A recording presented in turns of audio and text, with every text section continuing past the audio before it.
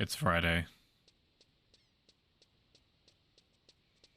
You and I have contributed the maximum amount that we really need to capitalism and sustaining it, and you know, I'm so thankful for the economy and every opportunity that I have in order to keep it online and just chugging away. I wake up and I'm like, hell yeah, it's time to log in and assess forms and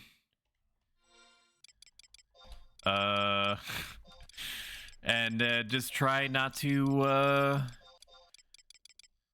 go insane on the inside, and I mostly succeed. I am content with that, as that I'm able to hold it together just enough to the point that I can reliably make my way to you, so that I can deliver you whatever the hell this is for 3 to 4 hours, Monday, Wednesday, now Thursday, Friday, and Saturday.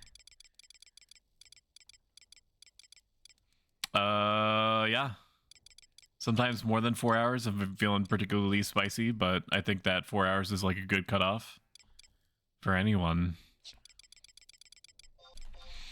What are we doing? What are we doing? What's the stream about? Hi, Cyber. It is Friday with 6 exclamation points. We're going to talk about Conquest. We're going to talk about Conquest for approximately 20 minutes.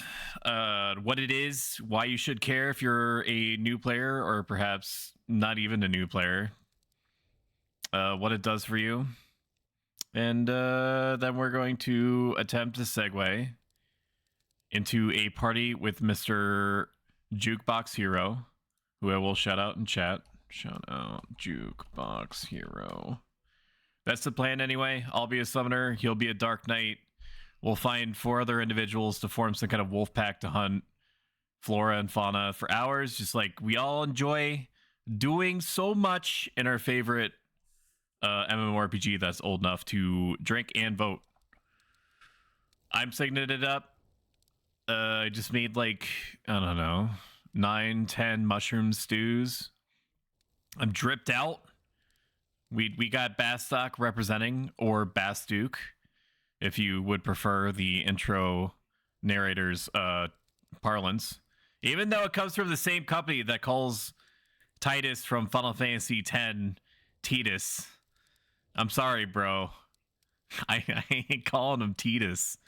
He's Titus to every God-fearing human being on the planet, and so shall it be until the heat death of the universe. All right, let's take stock. And well, there's other stuff that I have to go over, but we'll touch on it all over time. So what the hell is the Conquest point system? Basically, if I'm gonna TLDR it, and you could just stop the video here if you are watching this on the VOD that I post to youtube.com/@ProStoic on the YouTubes. You just want to fight in areas that you don't control.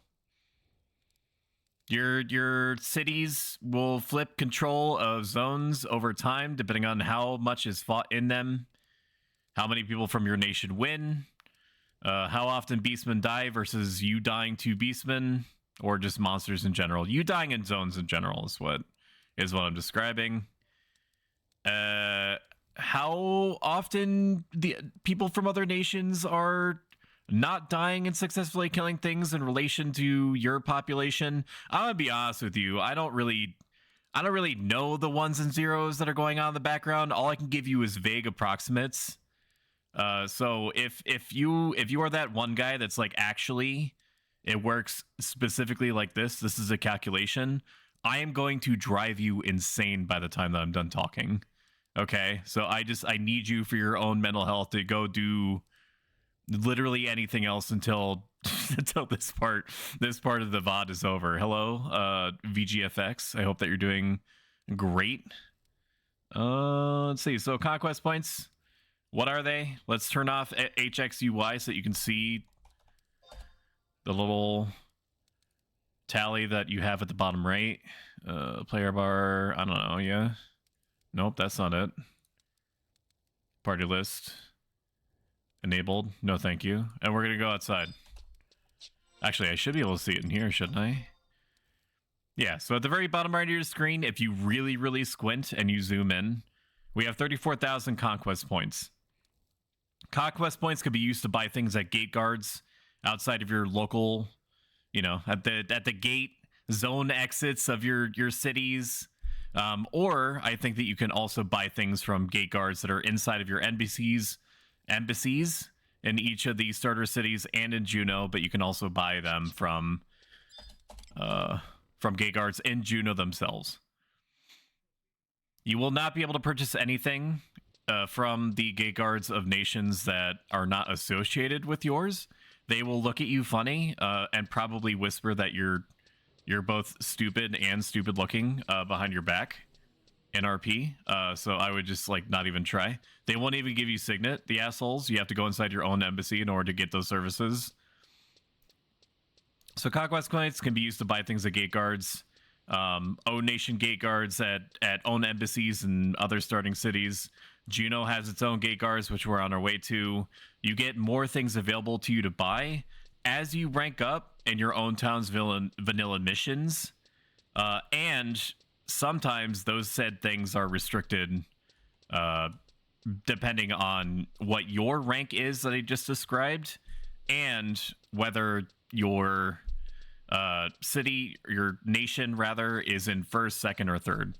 Some items, particularly ones that appear higher in the tiers of like ranks and availability to you, are just not going to be available to you unless you're rank 1.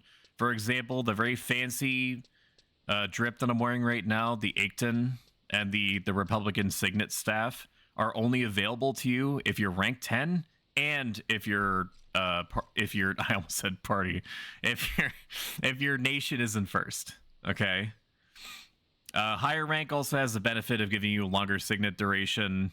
It basically adds an extra hour to the amount of time that you have, where if you're rank 1 and you get Signet, the idea is that you if your city is in first, then the game's catch-up mechanic is letting other nations' people's signets last longer than yours. So if you're in first, and I'll just take a glance at our conquest map at the top right, you'll see balance of power. If you hover off of any city, you'll see Sandoria is in first, Windurst and Bastock are second and third. There's a weird little like closed bracket right there. That basically means that we're allied or close to each other, I believe. And alliances in the game, there's no actual like war that's going on. Okay, when it says alliances, it functionally means, from what I remember, it means that you'll be able to access, even though it says that we're in third, Bastock is in third, you'll be able to access things that are normally only available to you that are rank that are certain, like, oh my god, my brain is like frying right now. I'm gonna do this though, dude. I'm gonna do this. You have some items are only accessible to you if your rank, if your city's place and the balance of power is like 2 or higher or 1 or higher, like I just described. When your city, when your nation is if it's higher in like the balance of power, then it also means that certain items that are typically inaccessible to like rank 2nd or below, as far as like the nation's like balance of power goes. Oh man, this is more than I sort of expected. Thank you so much, Cozy. I greatly appreciate it. Thank you so much. Yours now, and you are bound to them. My brain is stopping because I've been literally talking all day, and it's like everything that I could do to sum this shit up. Because I've never said any of this crap out loud, and it sounds psychotic. And you are bound to them. Cozy okay, 59. we get it. We get it. Some items in your city are only going to be available in general, depending on the place that your nation is in.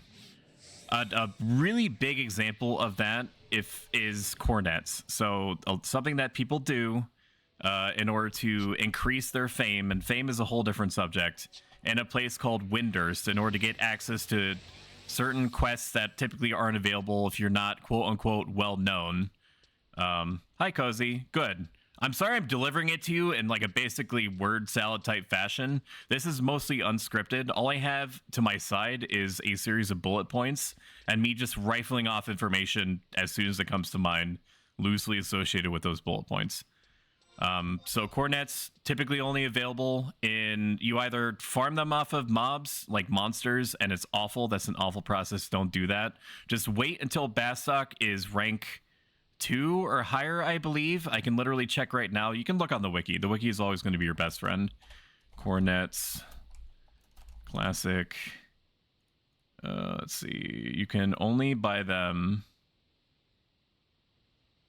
from Harmodios and Bastock when Bastock is in first or second in like the nation's tally at the top right. So Bastock has to show rank 1 or 2. In this case, because Windurst and Bastock are allied, that should mean that you can go to Bastock right now, because Windurst and Bastock are so close in terms of tied zones, the zones that they control, that Bastock, even though it's listed as third, somebody has to be third. It's functionally they're in second for the purposes of item availability and stuff to you. Okay, where the hell was I? The signet duration thing. Okay, so signet duration, in order for there to be like a catch-up mechanic, signet lasts for you an hour longer based off of how many nations, where your nation is in the balance of power. So if you're like Bastock and you're rank 1 and you get signet, your signet's going to last for about 2 hours. If you're Sandorian, you're rank 2. In that case, it's going to be 3 hours. If you're Windurst, it's going to be 4 hours. That's the basic gist of it. Every rank that you get from doing your vanilla missions at home, all the way up to level 10, adds an hour that is separate from this process. So Bastock is in third right now, which means that I should have 2 additional hours if I refresh my signet on top of the 10 hours that I should just get normally. So when I refresh my signet at the skate guard here, I should just get 12 hours. Hi, Beefy.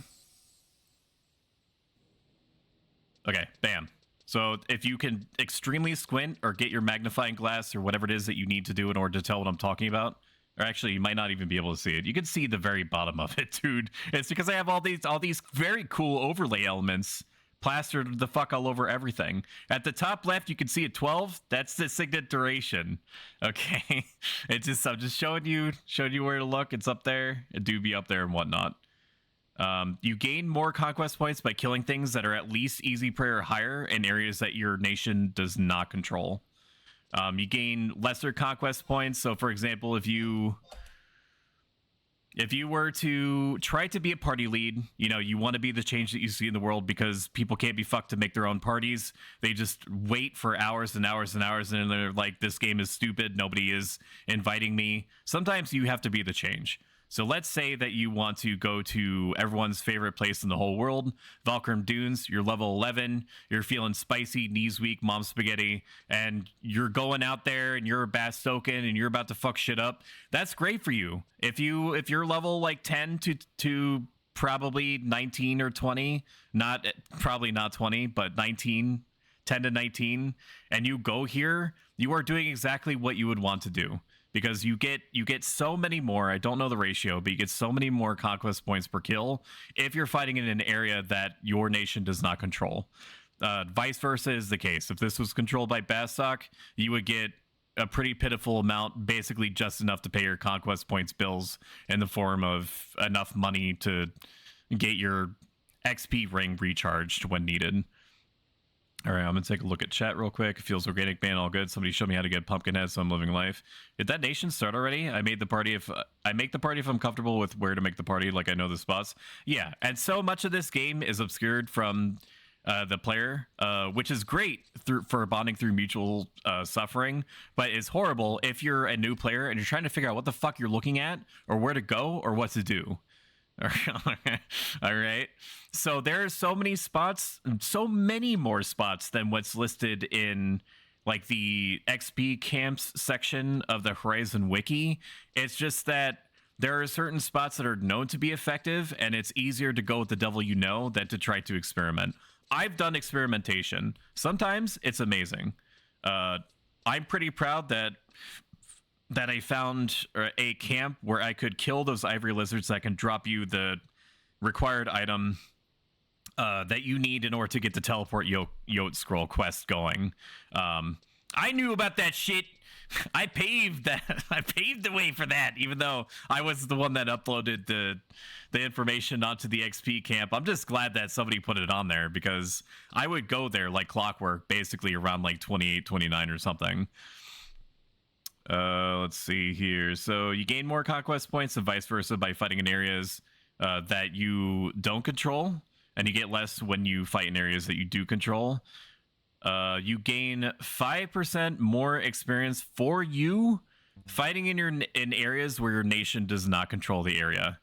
So if you're a Bastoken fighting in Valkyrim Dunes in the Zolkheim region, you're just flatly getting a little bit more experience than normal. This 5% that I just described is a scaling signet bonus from killing mobs. No, this stacks. Sorry, you get 5% just from fighting in an area that you don't control, and you get a stacking additional experience points percentage bonus from killing mobs when you or your level sync, is level 50, 60, and 70. And this can be as high as a 10% extra bonus XP if you're fighting in an area that you don't control and you're over level 70. This can be up to like 15%. So 10% if you're fighting in an area that you don't control and you're at least level 50. 12.5% extra XP if you're 60 and fighting in an area that you don't control. And the cap is 15% extra experience points just for showing up and killing shit if you are in an area that you don't control and you're at least 70. You're able to set home point at guards in areas that you don't control. Like it's commonplace for you to set your spawn at Zolkheim because it's Valkyrim Dunes. You're going to eat dirt and sand over and over again. You're just going to get slaughtered by all sorts of monsters in all sorts of fantastical and probably gross ways. It's going to be an awful time for the most part. But the saving grace for some players that are pretty sure that they're going to die, like if you're a paladin or a ninja or whatever, the people that know that they're going to get hit, or if you're a Taru, basically, if you're a Taru, then you're basically like at the razor's edge of the veil between worlds at any moment, as is. Hero knows for sure. You can set your home point here as a Bastoken in Valkyrim Dunes. They make you pay a fee because they're assholes. That's the only explanation that I have. Maybe there's a lore reason for that, but they make you pay a fee in order to set your home point there. There is a crystal that is in Selbina that sometimes people forget about, but you do have the option of setting your home point anywhere, like literally anywhere. You just have to pay a corresponding fee for that. You're able to set home point at guards in areas you control, and you can refresh Signet. So if you were to go to Gustaberg, you can set your home point there for free, and in addition, because it's controlled by your nation, you can grab Signet from there. There's not going to be too many instances where you're just like, I don't know, you just wake up and it's you have 2 minutes left to go and you just got into a party and you happen to be in some area that your place controls, and you're like, I don't want to go all the way back to wherever it was that I set my home point to or the closest Signet source, so I'm just going to go to Gustaberg and refresh my Signet. You're not really going to experience that too much, but just knowing that the option is there is nice, and there's no fee associated with it. In addition to requiring you to pay something in order to set your home point in an area that you don't control, you also cannot get Signet, which is kind of like self-explanatory, really. It's basically saying like, hey, can you give me the tools in order to take over this area? You gain control points to fill up your own nation's bar, which is how you actually flip zones when you're killing things that are easy prey or higher. So, for example, you won't actually see the bar unless you're in the area itself. So, here's what we're going to do. I'm going to equip a warp cudgel. I could just go to the mock house, but I can't be fucked right now. We'll go to an area that's under that's being affected, and we'll do a comparison of what the two little screens look like. Damn, Amataru. I cannot tell you how many times, spoiler alert, it's a fucking lot, where Ataru in my party gets hate for approximately 2 seconds and then gets crit on the on the first incoming attack, and then the monster weapon skills and almost instantly kills them if not. So I see it happen twice. It's that meme where it's like, if I had a nickel for every time that Ataru basically dies instantly whenever they get hate for 2 seconds in Valkyrim Dunes, I'd have 2 nickels. Which is not a lot, but it's weird that it's happened twice. Okay, we're in Ronfar, outside the very stinky city of Sandoria. So let's take a look. So we were just looking at Zulkheim. Unless you're in the area itself, it's going to show you what you see at the top right. Let me see if you can actually see what I'm describing. Oh shit. Nope, that's not it. What the hell was that? I just controlled my OBS and I didn't mean to. That's kind of alarming. Okay, so at the top right, I'm going to take a look to see if you can actually see what I'm saying. Yes. Okay, so at the top right, you'll see regional control. Next tally is in X number of days. This tally number is lying to you. It's always going to be Sunday, Japanese midnight. For me, that's 11 a.m. Eastern Standard. And then it's going to give you a vague approximation of who is currently winning as of literally right now. The fight for control of the zone, because let's see, Sandoria apparently is doing extraordinarily well. There must be a lot of Sandorians that are constantly fighting and winning right now without dying very much. Bastok and Winders, it's not even close. If it were closer, it would say something like major or minor. Let me see if I can find an example of that. Yeah, so for example, Bastok is doing relatively well compared to Sandoria and Windurst. But that's the basic idea. You don't need to take much stock at all in what this bar is saying, and I'll explain why in a moment. Sometimes it flips to the other side. I don't really know why. But we're going to look at the area that we're in. We're in Ronfar right now. I would like to... Wait, what if we do this? What if I move to the other side? Okay.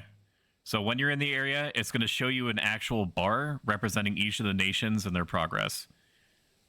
Sandoria is winning, which is not surprising at all because Ronfar is right next door. Are you guys not getting any Spotify right now? You're not. Why? You've just been hearing me this whole time? That's horrifying. Why is Spotify muted? I never told it to do that. The fuck? Okay, now you're getting jams. Very, very strange. I don't know why, but you should hear music now. Alright, back to what I was saying. So regional influence, Sandoria is doing very well. Not surprising at all, because it's their front doorstep. That they just literally come from the city and then they go outside and they start killing shit. Okay, there's no equivalent to Bastok. There isn't like a Bastokan population that do be hanging out on a regular basis in Sandoria, maybe for short bits of time, or maybe as part of a concerted effort or otherwise to try to flip the area. In most cases, you're always going to see Sandoria have control, consistently speaking, of Ronfar. You'll always see Bastok, relatively speaking, in control of Gustaberg, and Winders is all about that. Saruta Barassi is what I was going to say, so we're just going to get it out there. When a nation captures an area, just based off of raw experience, it is extremely difficult for, outside of those 3 areas I just described, it's extremely difficult for a nation to hold control of those areas again. I don't know if it's some kind of modifier that's being applied in the background, but it is, in order for Winders to hold control of Zulkheim again, they have to fight like fucking hell in order to retain control of it.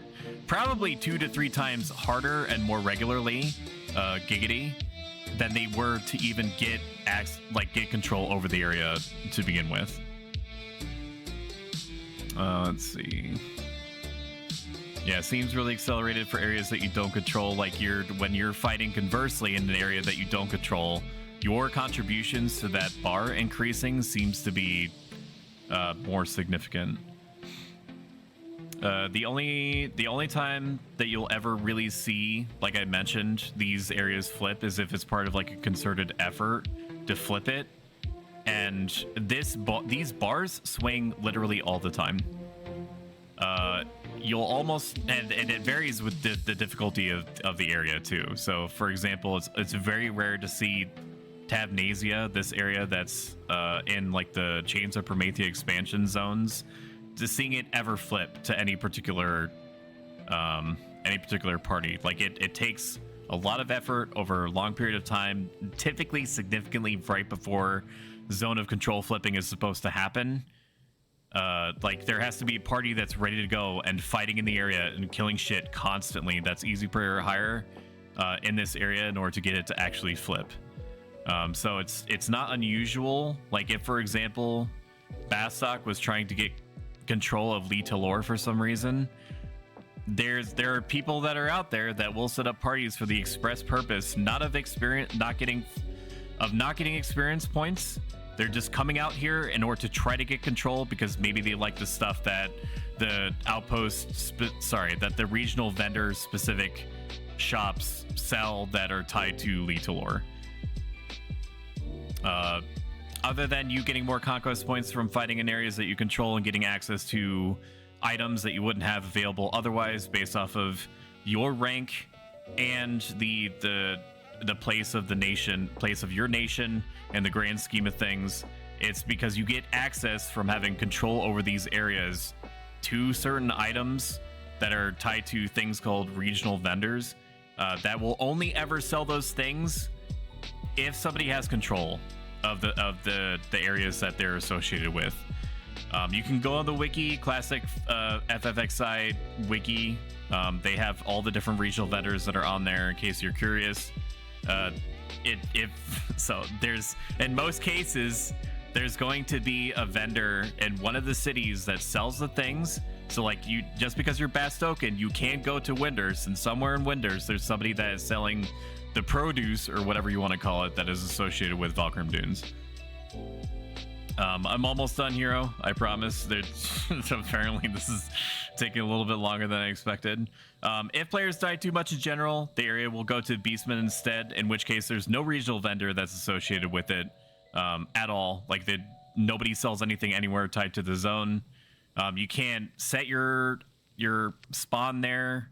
Your home point can't be set there. You can't refresh your signet there. You'll still get increased conquest points and stuff like that, but basically it's super bad. The Beastmen winning means that the situation has deteriorated enough that so many players are dying that nobody has access to nice things anymore related to that area specifically. Controlling an area lets you deliver supplies from your own nation gate guard, so you need to actually be in Bastok in order to get to do the supply mission. As far as I remember, I don't think you can go to the embassy and grab a supply quest from there. Maybe you can. I'll correct the record, I guess, if that is the case. But you can grab a supply quest for a area that you have not been to yet. And the reason why you would want to do that is you have to have control of the area that you want to do the supply quest for. But when you do that, you take the supply, you go to a guard that's in the area, either at the outpost directly, and sometimes there's other gate guards that are around the area.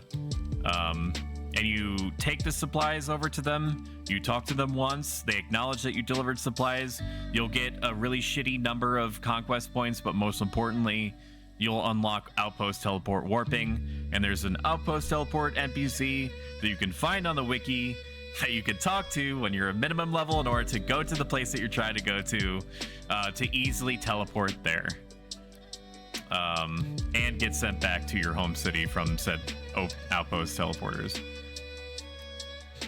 Let's see. If you do like a supply quest to said area and you unlock the outpost for that area there. Like for example, you see the little blue Bastoken flag next to North Gustaberg. That means that the outpost is there. Outposts don't move or anything like that.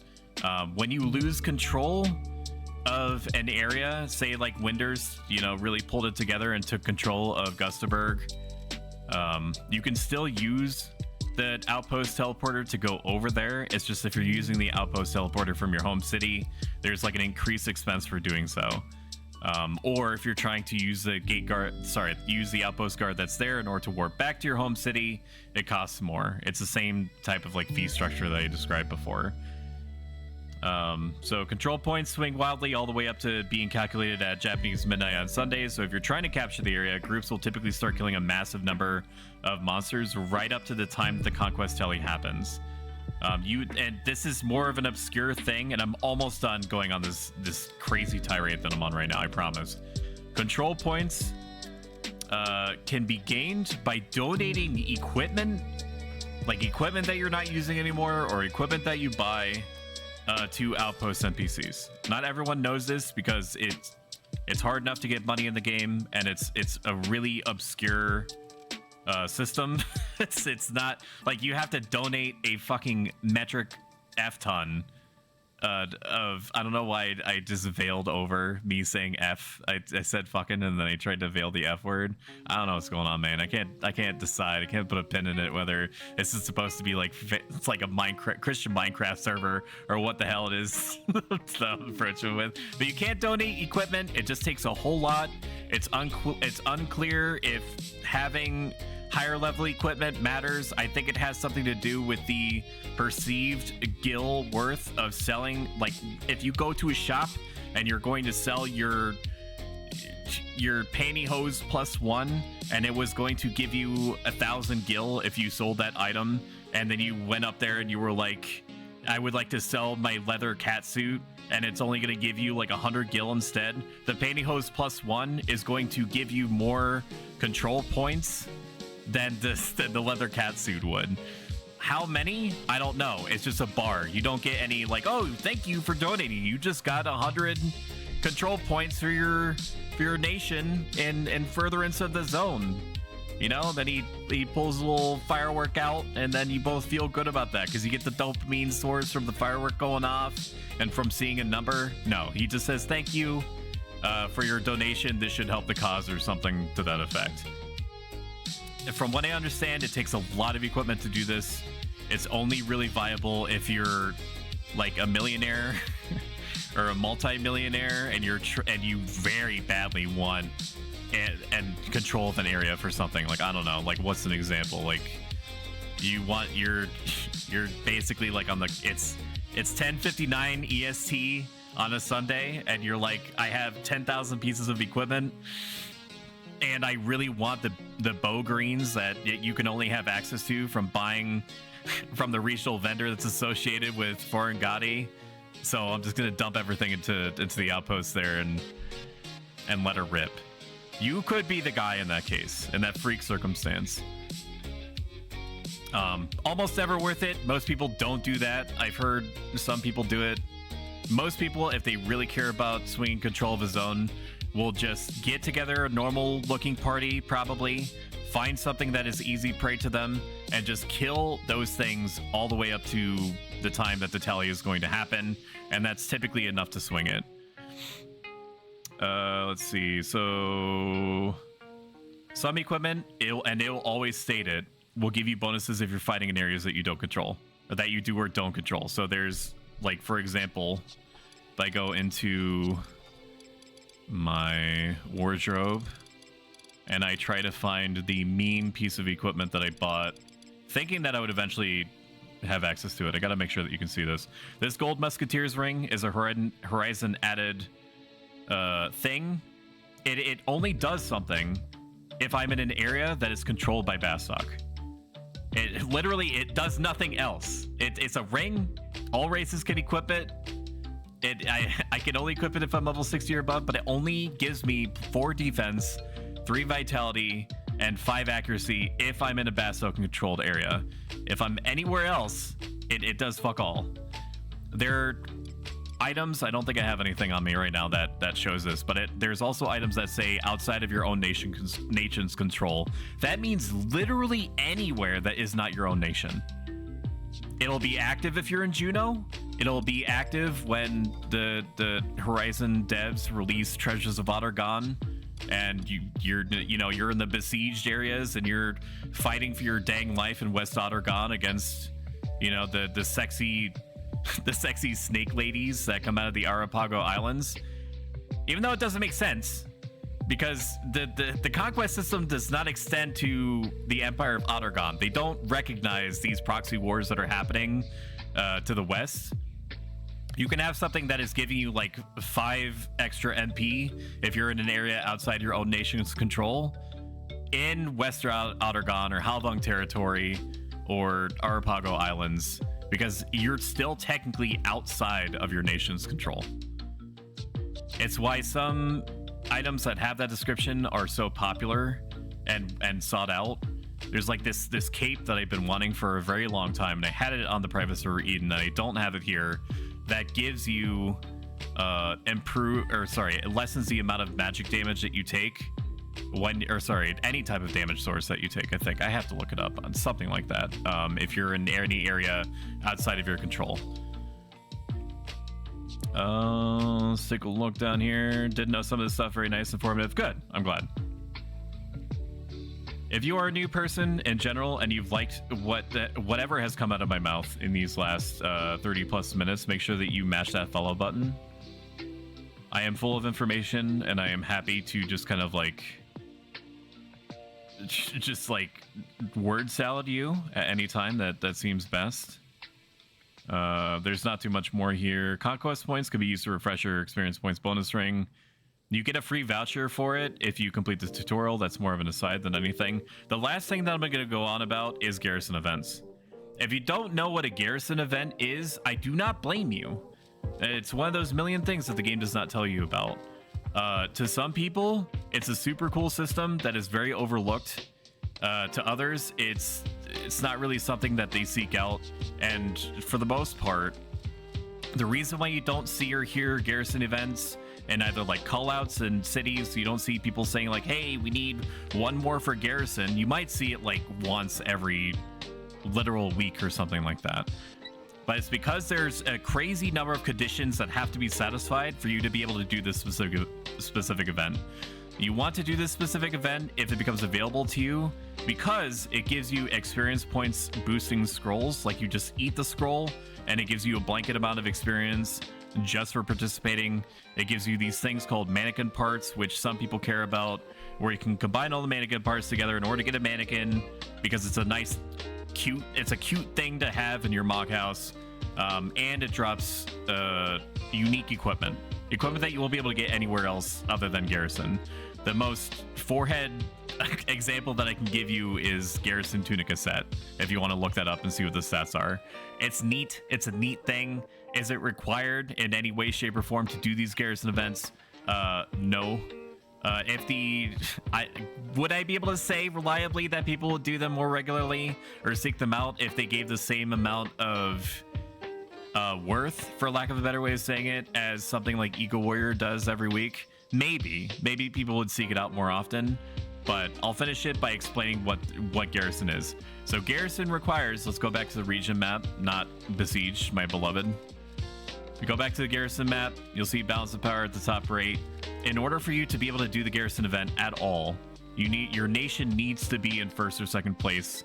And that, whether your nation is in first, second, or third place, depends on the number of areas that they control on the world map, which you kind of covered before.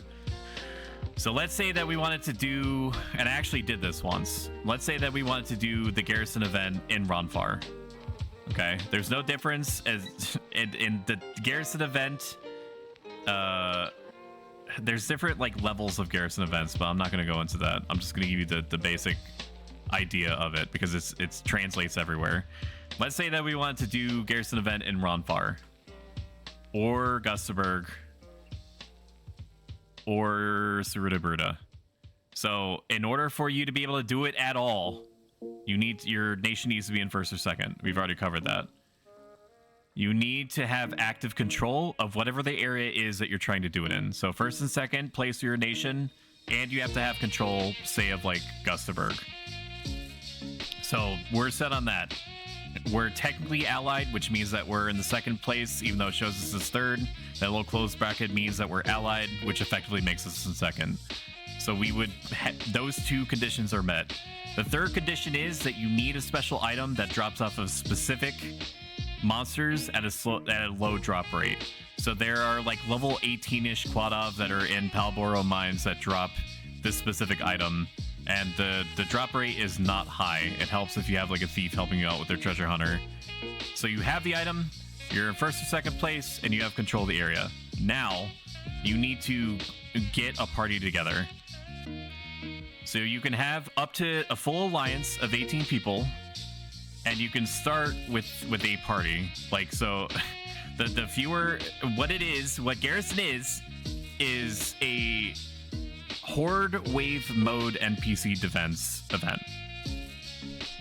And it always starts outside of these outposts here.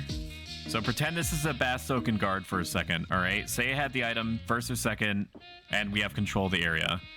If I were to trade this garrison item that I'm describing to the gate guard, he would say, oh no, the signal is true and we're about to get fricked, and that's going to cause a whole bunch of NPCs to spawn. 10 NPCs. The NPCs are going to be attacked very quickly after that by spawning waves of, I think up to 3, spawning waves of monsters who are going to engage the NPCs. Your job is to kill, obviously, all the monsters and save and keep alive as many NPCs as you can all the way to the end. The more NPCs that you keep alive, the more chances at treasure you're going to get. The chances for additional bonuses or treasures or whatever drops, we'll just say drops, the chance for drops increases as your difficulty does. And you get more difficulty by increasing the number of people that you have with you. So just to make it easiest, 1 to 6 people can be thought of as difficulty 1. The NPCs will spawn. Not too many monsters are going to spawn. You won't get a ton of benefit out of it, but you might get something. You might get something spicy if you keep everything alive, all the NPCs. 7 to 12 people can be thought of as difficulty 2. That's what I would recommend. So if you're going to try to do this thing and everyone is on board, absolutely get up to 12, because the game is not going to care if you have 7 people. It only cares about the number of it only cares about the bracketed number of people. So like 1 to 6, it will send the same number. If it's just you trying to do the event, it's going to send the same number and difficulty of mobs that it would if you had 6 people with you. If you have 7 people, it's going to send the same number and difficulty of mobs that it would send at you if you had a whole 12 people. And 13 to 18 people would be difficulty 3. That's it. That's basically what the conquest system is. Sometimes you just can't control whether your party is going to be able to go to an area that you're personally familiar with, that is outside of your control. Just know that always make a good faith effort if you can, if it makes sense, if it lines up with your current plans, and your knowledge base of what camps could be out there, to just try to party in areas that are not under your control, for many reasons. But baseline is because you get more experience out of it at the end of the day. Okay.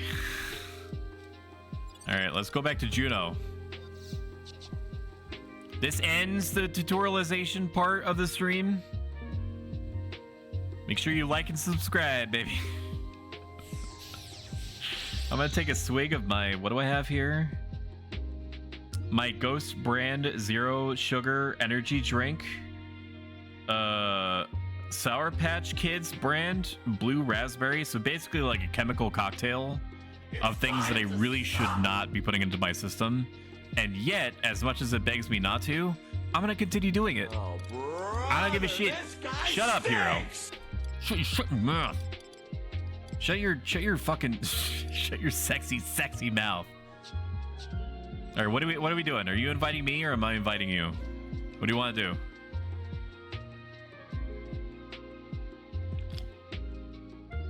You want to chat? You want to make it cute? Do you want to be on VC? Or are you doing stuff with Alyssa right now? Do you want to be cute? Because then I can interface with you in real time, and then I can say all the things that make you be like, why are you the way that you are? You're building because they don't want to. Typical streamer, dude. Typical streamer, not wanting to set up their own parties. Fucking. That's fine. That's fine. I'll do it. I almost typed in your. I don't know if you saw that, but I was typing in Jukebox Hero. That's never been your in-game name, so I don't know why I thought that would be the case now.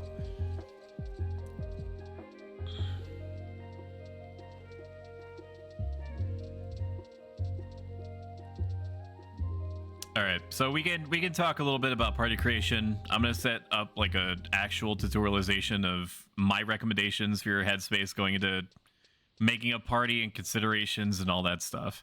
Sometimes I'll mention tidbits about do's and don'ts. Generally speaking, there's no hard and fast rules for party creation or even how you treat the people coming into your party.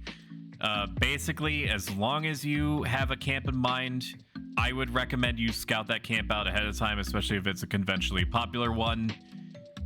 Physically go there, bro. Physically go there if you think that there's a good chance that somebody is probably going to be there.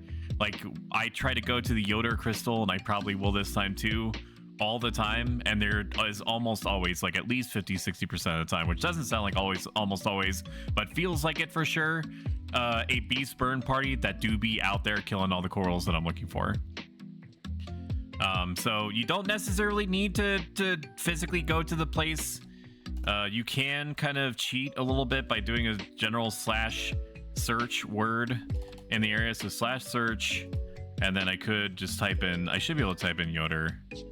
I feel like it's not. The search system is kind of cursed in this game. Search, command /search. What are you doing, step bro? This thing that I posted in chat, hello evil, Yoder jungle. Yeah, like why do I have to type the whole thing? Like there's no other. Where am I gonna get confused, bro? Like where where am I gonna type it? Oh, like I don't mean that Yoder jungle. There's only one Yoder jungle. What do I have to type in? Yoder.png /search Yoder jungle. So we're gonna pretend as if I'm creating a party in real time because I basically am, but I'm doing this step ahead of time, which I should do anyway. So this is a great example. /search Yoder JNG, and it shows a whole bunch of people that just happen to be in Yoder jungle. If there's more than like 32, it's going to give us like a truncated view of it, and that's fine. We don't need to see literally everybody in the zone. We just need to have an approximate idea of whether we should probably point ourselves elsewhere. Or if we see that there's a party lead that's in the general level sync area, that we're looking for, we can reach out to them and be like, hey, are you planning on moving soon? Or are you guys camping around the crystal? Whatever the intention is, and you could just say that to them, and if they are cognizant, conscious, able to accept and produce sensory information, that they should reply to you. So there's a bunch of 75s, there's 35s, there is one Paladin 40 there. If there were level 40s plus in around Yoder jungle or in Yoder jungle in general, I would make the reasonable assumption that they are trying to party around the crystal. I don't know that unless I physically go there, but I can get kind of like a sussy idea of what could be happening. Cheat, he says, so true. Yeah, please report me. I've been so naughty. I've been a very naughty human. But we'll physically go there, and by we I mean me. I am going to maybe, I don't know how I want to do this. I don't have access to Yote, and I don't have enough. I'm not level 63, so I can't equip the ring that lets me go there without having to interact with another human being that can teleport Yote me out there. So let's do this. Search, no, see all 40, because 40 is a good starting point. So we've taken a look at the zone. We know that it's unlikely that there is a level 40 party there. So I'm going to set my search for level 39 to 40 I don't know, 42 invite, and we'll see if we can find a level sync in that range. There is a thief that's there. I don't know if he has access to Yoder Jungle easily because he's rank 3. Doesn't necessarily mean anything because they're rank 3. You should still invite rank 3 people just because they may not have access to the area that you're looking for. I'm just saying it's unlikely that he has access to easily to Yoder Jungle. He'll probably have to take the airship out if he's done the Kazan Pass quest. But we need a puller, so let me reach out to him. Level sync 40 party. Do you need it? Yoder Jungle by Crystal. And we'll see what he says. Where? Wow, Rankus. It's not true. I don't have anything against rank 3 people. I don't have anything against Galkas. A lot of my good friends are rank 3, and a lot of my good friends are are Galkas. All right? I'm nipping this in the butt. I know that I just, by saying it like that, it's making a less than appreciable situation worse, okay? But it's true, though. It's real shit.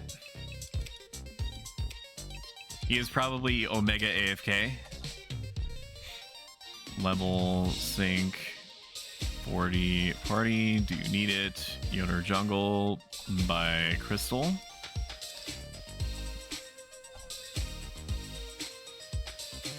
I'll probably have to plan around something else.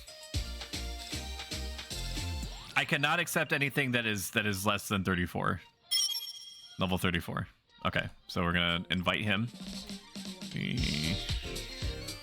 And that is our level sync. Low. If we can't get a white mage with Telly, Yote will probably have to each drop. We'll probably have to get one in here to Telly all of us. Okay, so we have our level sync, allegedly. Let's look for... See all... 39 to... What? 40. Oh, hell, I don't have the Yoder Jungle Crystal. My bad. I fucking knew it, dude. I told you he wasn't gonna have it. I mean, I wondered out loud. I didn't really assert that he was gonna have it for sure. That's okay. It may be a bit before we head out. The closest would be the OP in Yoder itself or in Yatunga.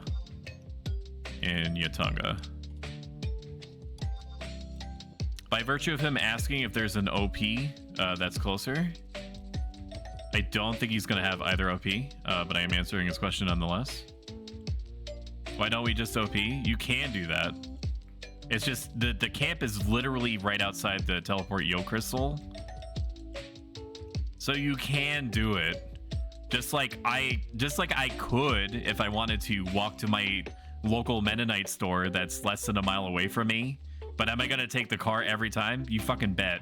If I'm willing to take a chocobo from Sandy, from Southern Sandy to fucking Gelsba Outpost, you bet your bottom dollar that I am not walking to the Mennonite store, and I am not walking from the outpost if I can help it to the place where we're gonna get down to business. Okay, so he's probably gonna get the OV 39. This might gross some people out when I say it, but it's nevertheless true. If I need to be the main healer, I am all on board. As a summoner, 1,000,000% happy with that. Actually, no, I can't really, because I'm not 42, and so I won't have access to Cure 3. So we're gonna need a bespoke healer then. That's fine. Hello, level sync 40 party. Do you need it? Yoder Jungle Crystal.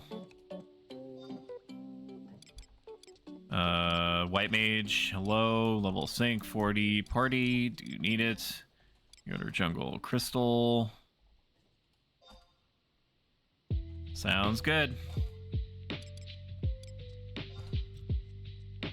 We need a tank, and we need like another quote-unquote actual healer before we can really, you know, get down and jiggy with it, as the cool kids say in their street vernacular. They're always saying shit like that, dude. Between them orange justicing all the time and like trying to like dab on like old people and stuff like that, they're always talking about getting rizzed and like who's a zaddy, or if they would again, period T, no cap, all T. They're always like trying to like twerk. Yeah, you know, fucking Zoomers are, man. That's our white mage. You're doing this on purpose? I don't know what you're talking about. Do what on purpose? This is me. This is who I am. Hello. All right, we've secured a actual quotation finger marks healer. You could tank. You could tank, hero. You've got fucking blood weapon, man. You should last like a mean. You should last like a mean like 2 minutes. Dark Knights can equip heavy armor. You can't sit there and tell me that you aren't like basically halfway there to being a tank already. And think of all the hate that you'll be accruing from your, like, you're gonna get hate anyway. So just we'll talk it out. We'll work it out. I need this. I need this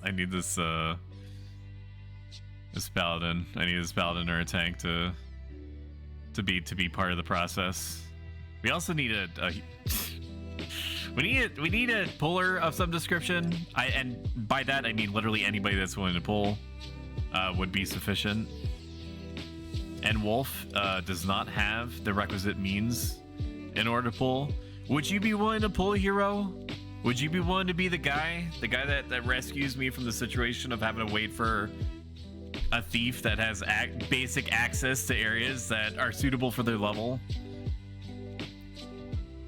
You'd like that, right? You'd like pulling? It's just a couple of hours, right?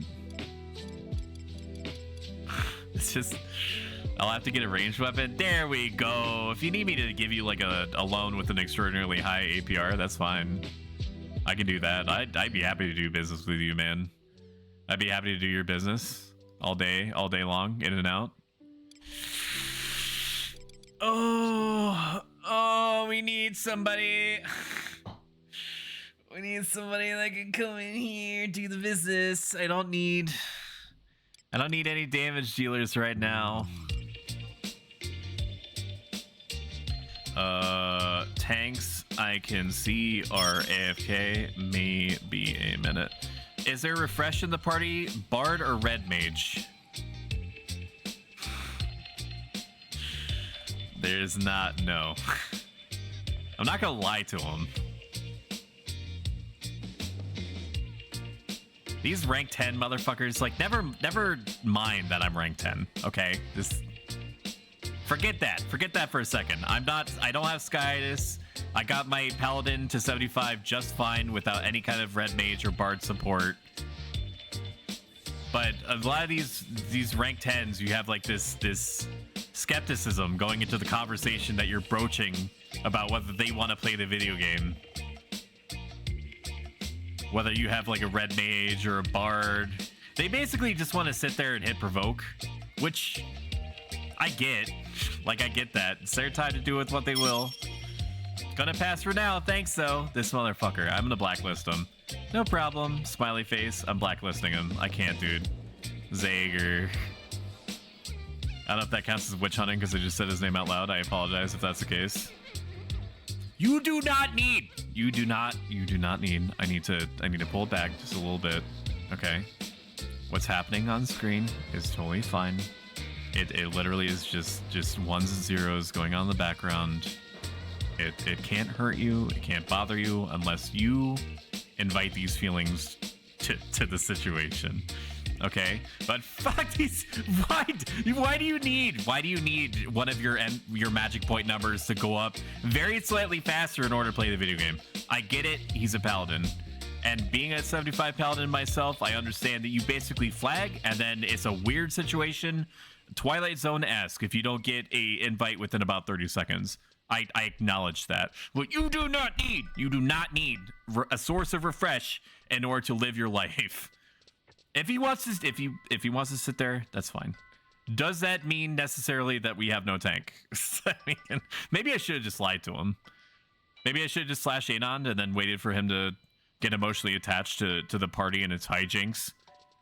No, that's not me. That's not me. It's not like a damn Rankus. Towards rank 10s, you bet your ass.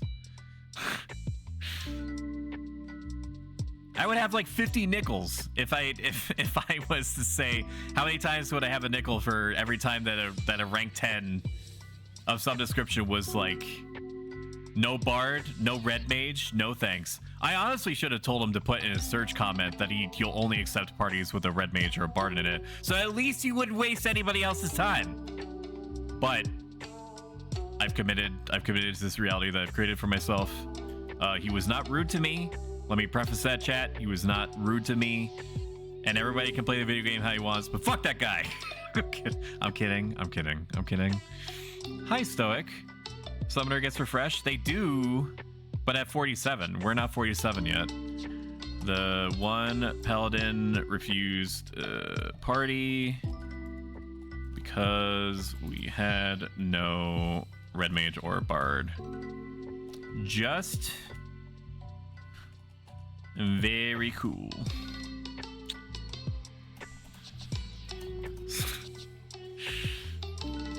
Dude, if there's one thing that really grinds my gears or gets close to grinding my gears or grindy gear adjacent, it's when people are like, hey, I'll only play the video game if you have a specific structure that I'm looking forward to in a completely PvE video game that's massively multiplayer.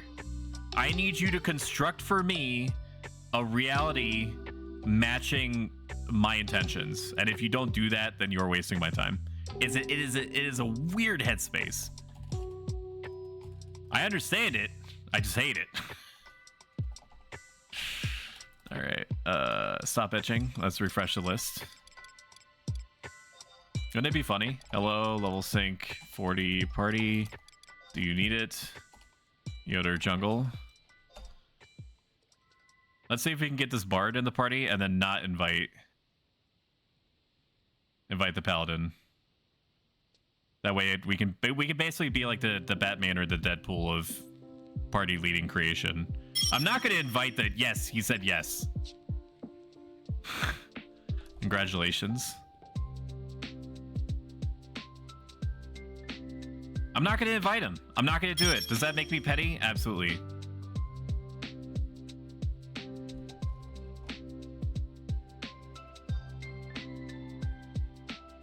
Do you have teleport yote? Graz? I should be a better person. Like, make no mistake, chat. I should invite the paladin because it means that the rest of the party benefits from having more experience. So it's like I'm at this kind of like psychological / emotional crossroads where the thing to do would be the better person and be like, hey, I'm benefiting the other persons that are part of my party by inviting this paladin, which we need, quote unquote, need in order to do the party to begin with. So I should just set my personal feelings aside. At the same time, if I invite him to the party after telling him that I got a bard, it's going to immediately entrench in him forever that the world is going to bend to his whims and accommodate his vision for what his afternoon is supposed to look like. And that sucks. Okay. So I would be... So, like, if we were to do, like, a cost-benefit analysis in terms of, like, the morality or the ethics of the situation, making a person interminably worse in this... And he's a nice person. I have to restate that. He wasn't mean to me or anything like that. He just had expectations that I feel are insane, but are perfectly valid for him to have. Well, I don't even know where I was going to go. I'm not going to do it. I'm not going to invite him. So you all got a bard. They're on the way to the crystal. Okay. We're gonna move out there soon.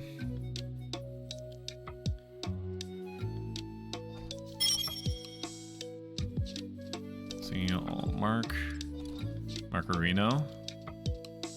Gonna drop for a second. Alrighty. Raz is dropping for a Yote.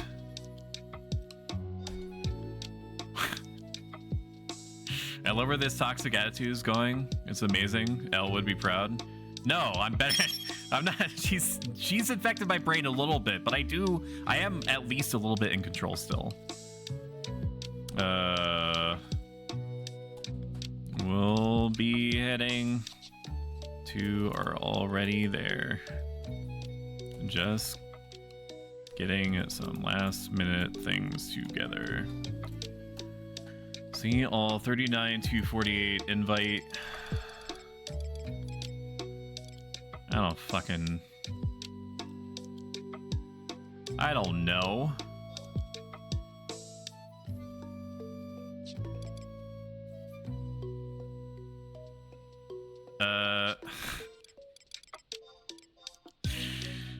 Even just like a warrior is fine. I just need somebody to hold the attention of the monster for like a little bit. And we should be able to make everything work around that. Tell the paladin if they want a party you have a bard. When they say yes, tell them, oh, too slow. Other tank said yes. That would be very toxic. And unfortunately, my personal philosophy doesn't allow me to behave like that as much as I would prefer to. It is not the case, sadly. I cannot do that. It's not in my repertoire. Best in slot, veteran, level sync 41, please. Maybe I'll just invite. I don't know. We should be able to keep a dragoon alive, huh? I'm not inviting. I don't care how much the universe is trying to get me to invite this paladin. I'm not going to do it.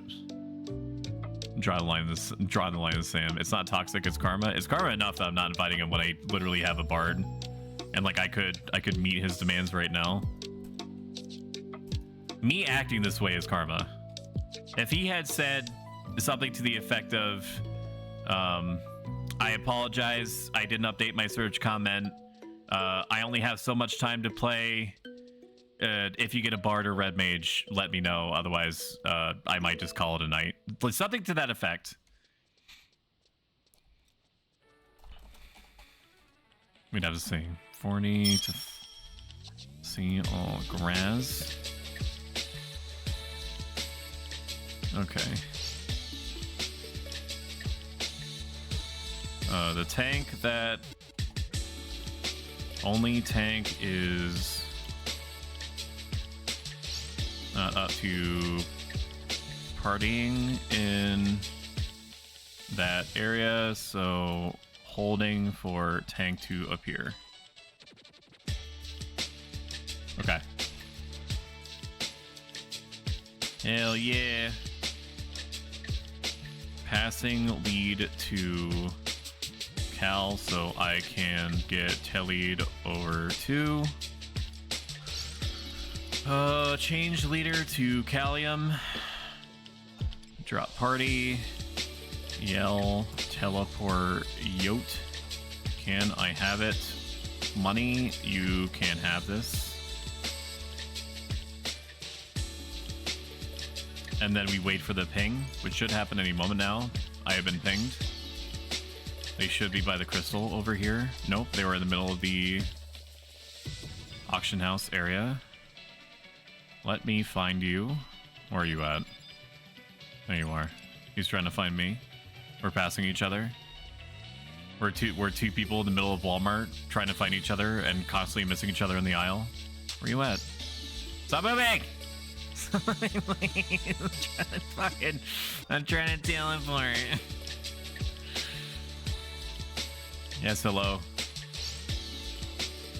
I wish to be yoted. Have you seen the goat and yote?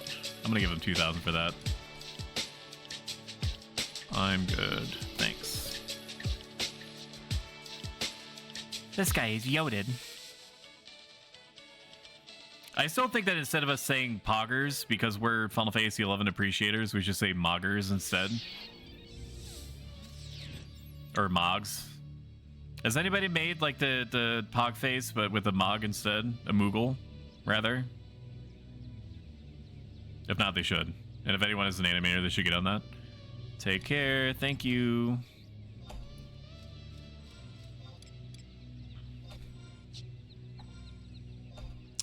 Hey, Boston. I hope your Friday is swell, my friend. I escalated a little bit, and I taught people a whole bunch about probably more than they really needed to know about the conquest system and why they should care. So we're off to a good start.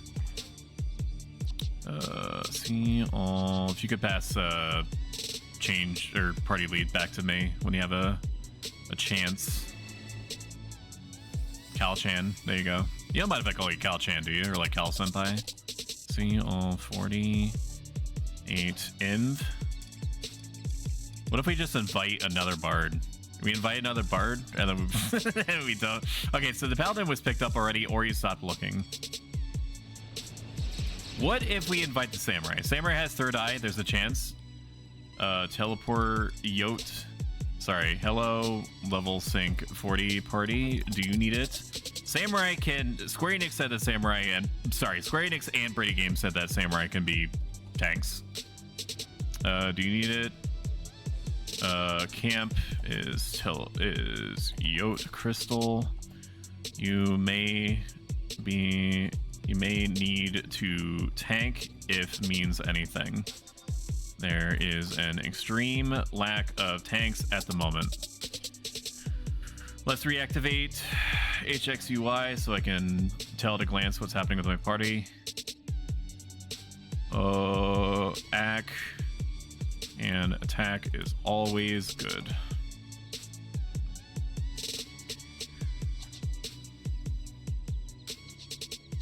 Trying to pin down a tank.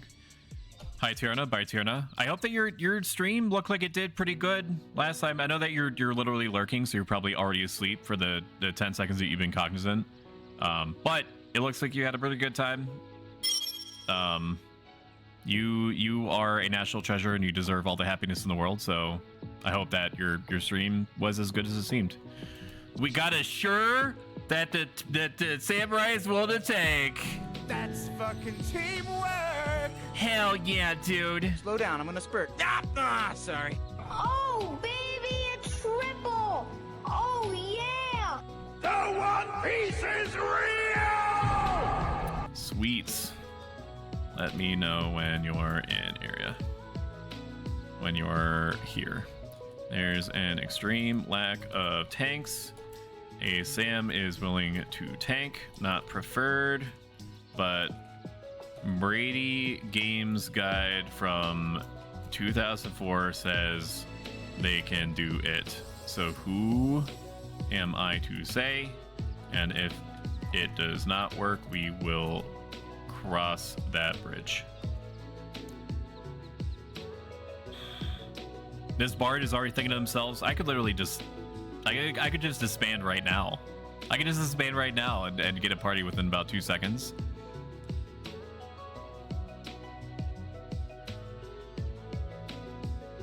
I need the bard to laugh so that he feels like he's in on the joke.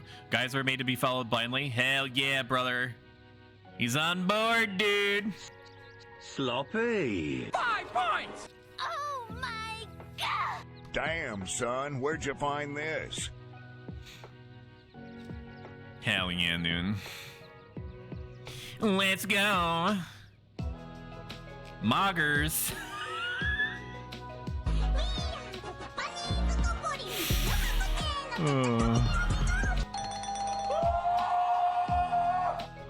Yeah! Yeah, Samurai Tank! Samurai Tank! Come on, do it with me, chat. Samurai Tank, let's go!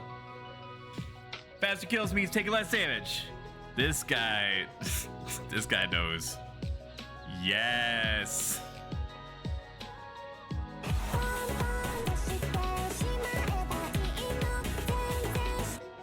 Hopefully the guy actually comes here.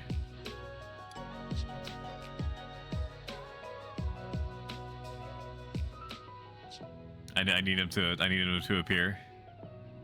Like in a dream, like a whisper in the night. I need you to... Come on. Show me potato salad. Come on, Teeter. Come on. Get in here. Come on. Come on. He's looking for Telly. Mages can safely stand anywhere where there's a rock to your back. Just don't get caught between the rocks. Cats as priority for our level, but crawlers can be good for chaining. And it's also great that we have a white mage that can erase things. Because slow is booty. It do be big old booty butts, as they say. Everybody says that. If you have not heard that before, yeah, that's on you, bud. That's a normal popular culture thing, for sure. It seems like Spotify is really loud. Is it loud? Spotify seems loud. What is the Spotify at? It's at 33%. Why does it seem loud? What if I do 30%? What if I do... what if I do 32? How about that? Because I had that on there before, but it keeps swinging back and forth. Live 32%. 32%. I know the guy is here. See, teeter.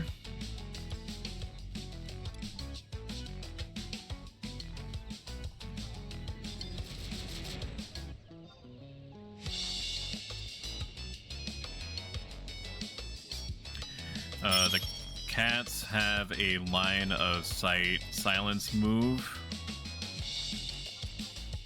So don't be in a direct line with behind the tank is basically it.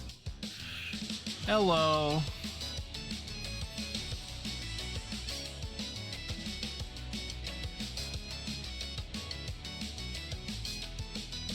Alright, like Harris Teeter, I don't even know. I don't know what that is. Is Harris Teeter some kind of sex thing? Skill chain is what? We can probably sync now. I will level sync to level 40. And consume some mushroom stew. And chariot band. Because I'm going to get all the XPs in the whole world. Yep. Right here. Cats all around us. And then equip my astral ring so that we can be gamers. And I'm going to park myself right over here. And try to not drive myself insane with the line of sight.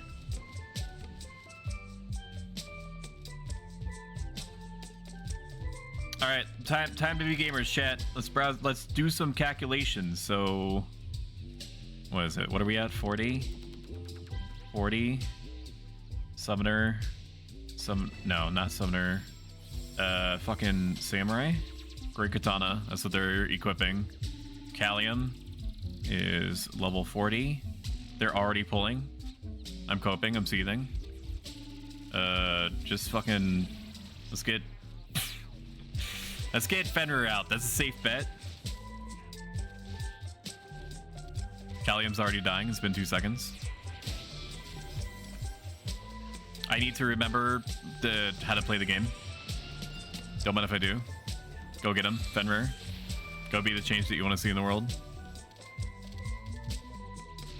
I don't even remember what Ecliptic Howl or Growl is. They do need to try to drag them away from where we are, so that the bard does not go insane.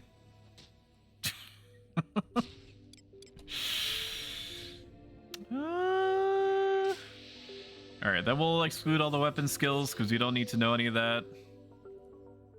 And calculate. What do we got? Only rank 2 or higher skill chains, please. and then just spam the shit. I'm gonna use all my Yugudo drinks, I think, on this.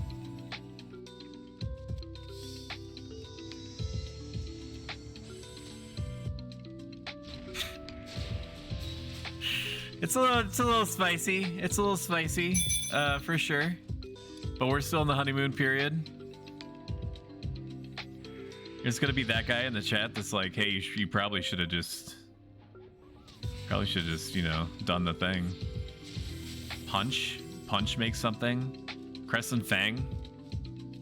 Okay, so apparently Crescent Fang into Tachi NP does something. Crescent Fang, Tachi NP. Hopefully he's aware of this. Ooh, we're gaming. That should be able to keep hate a little bit on him. Is it the most hate known to man? Absolutely not. All right, we can. Oh, I have 2 samurais in here. How about Dark Knight? Let's see what we can do with you. While I'm constantly healing. I should probably keep. No, we need to keep. Let's see. What can we do? Is there anything I could do with you? You could do slice. You want to do some slicing? I can't do it. I had 20 seconds on BP. Just do whatever. I don't have enough mileage to get out of this very spicy situation that we find ourselves in. Let's save the white mage. I don't know, man. There's nothing. I can only blood packs one at a time. So just I guess just slice whatever.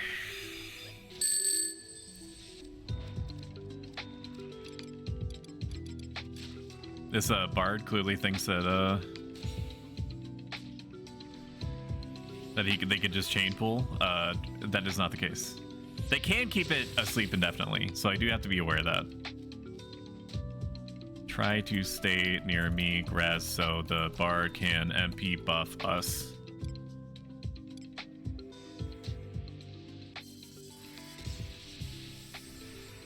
Congratulations.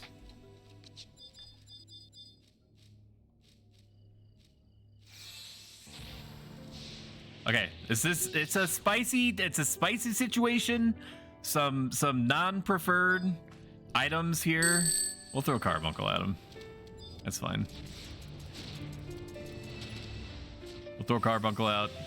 Poison Nails should also be able to do the same thing.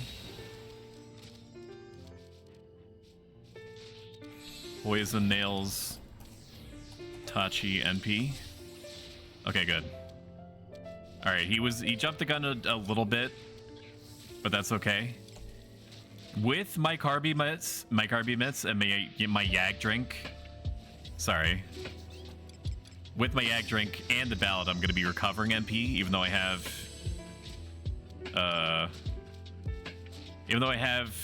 Carbuncle mitts out or Carby out.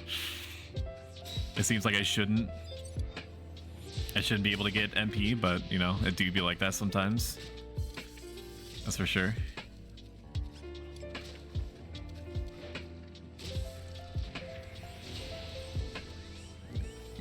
So I know what the white mage is feeling. She does not need to run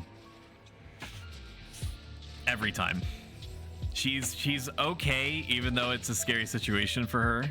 Did you ever get the myths? Yeah. I don't know if Cyber Gem is still in here because I'm pretty sure that they, along with Fun with Jugs, real name, the Link Shell, are doing Dynamis Archibald right now. But she typically hangs out in here. She helped me get the Carby mitts, and I am thankful every single day that she is in existence, much less just because I had Carby mitts in a reality that I did not believe I would have them in. Which is great. Love that for us. Very appreciative. I don't really know what other summoner goals I should have, to be honest with you. My guess is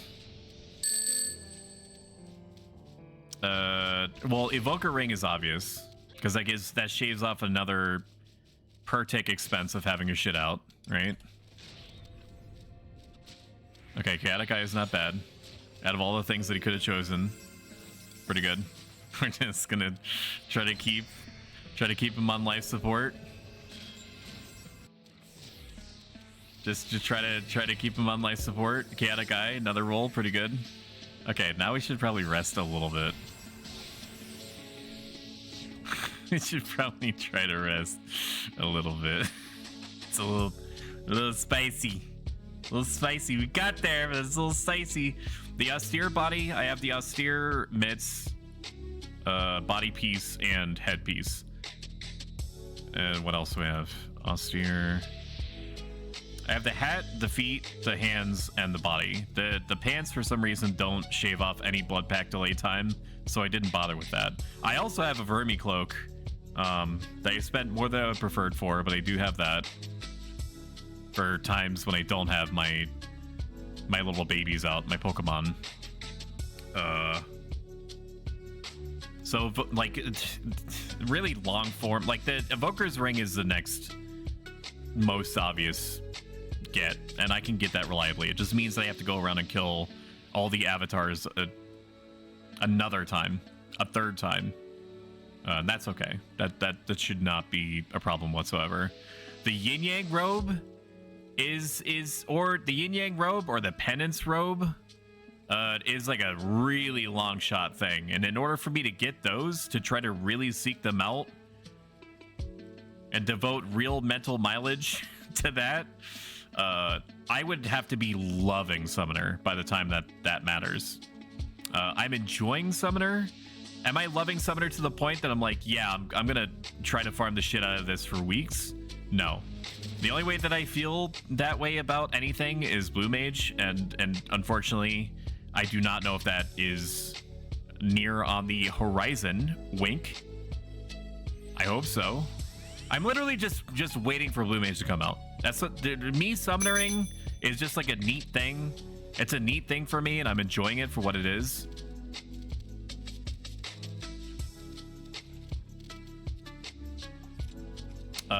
But we'll just keep Carby out. I think I'm gonna need all the MP that I can muster here. And me doing very slightly more damage with Fenrir over time. I could also just keep. I could just get rid of the summons. I don't need to keep a summon out the whole time. But I would prefer it. I think it would be neat. I like the idea of keeping out my summon all the time. But I'm probably not going to be able to, at least in this party. I'm going to have to think as if I'm like a white mage that can summon Pokemon occasionally to do things. I think the Penance Robe is better, but it's like 10 to 12 million. Hell yeah. it's probably 10 to 12 million. I could definitely see that in the sense that it makes keeping your summons out round clock more feasible, or at least way cheaper in general. Poison Nails.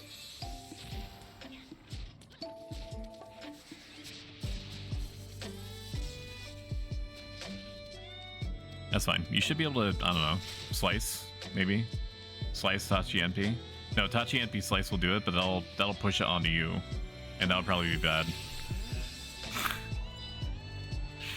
That'll probably be bad. What if I Garuda? What if we try to be gamers and whisper, like, it's been a couple days since we played Summoner, and if I don't play Final Fantasy XI for more than 24 hours, it, like, apparently my brain just vents all the information out when it really doesn't need to do that, when it's decidedly unhelpful for it to do that.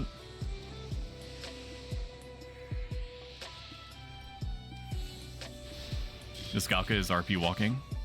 God, he's so cool. That's a cool Galka. Alright, I guess I'll just do the normal summoner thing, and I'll just only have a summon out when I really need it, and that is okay. I am content with that. The Samurai gets TP every 2 seconds, so I'm gonna want to get Carbuncle out as of like 2 minutes ago. So we'll throw him over, and then once Mr. Samurai hits the target, There he goes. He hit the target.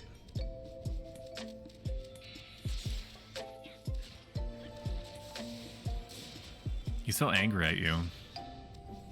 You probably already know this. You'll want to, and by you I mean hero, you'll want to use Last Resort before you ever do anything to the monster at all. Woo! We got a level up. That's what I'm talking about.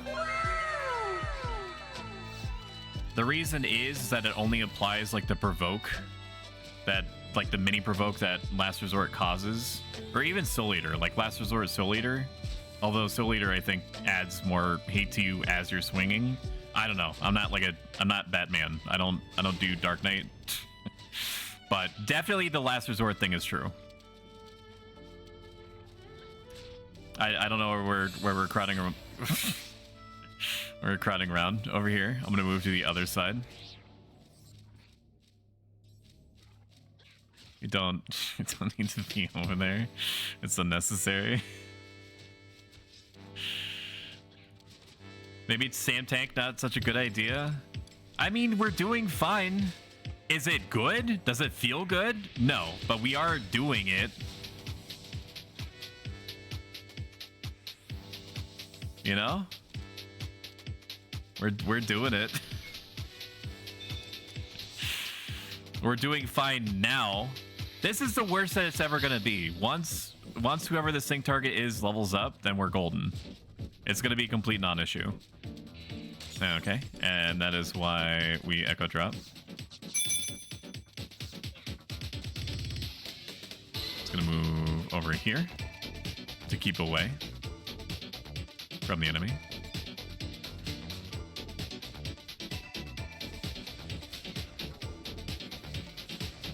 Oh my god, he's unleashing his real form. God, Callium is so cool.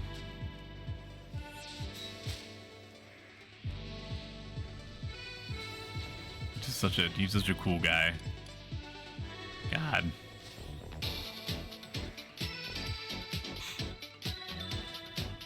Alright, smart thing to do is to sick Carbuncle on the coral and then poison nails so that the samurai can get hate immediately.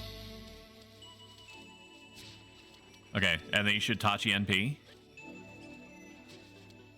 You should Tachi NP. You should Tachi NP. You should Tachi NP. No Tachi NP. Was he able to do it? No, not in time, but that's okay. Rolling Thunder could be good. Even though it doesn't last very long and we need all the MP that we can get, then by we I mean me.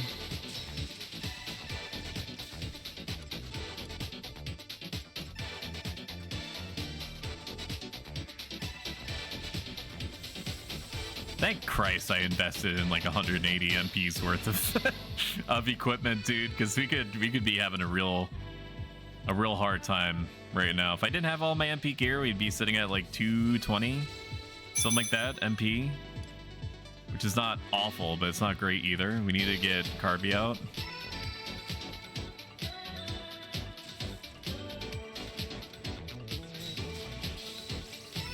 All right, go get him.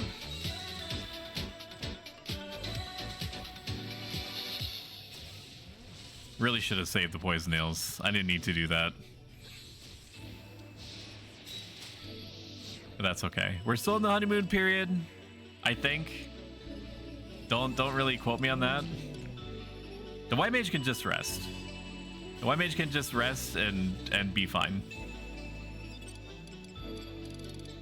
We'll Paralina the samurai. It's probably a good idea. We're doing so good. We're doing so good, chat. Look at this. And he pulled a crawler. Very good idea. Love that. If the white mage wants to do their thing while I'm resting, that's totally fine.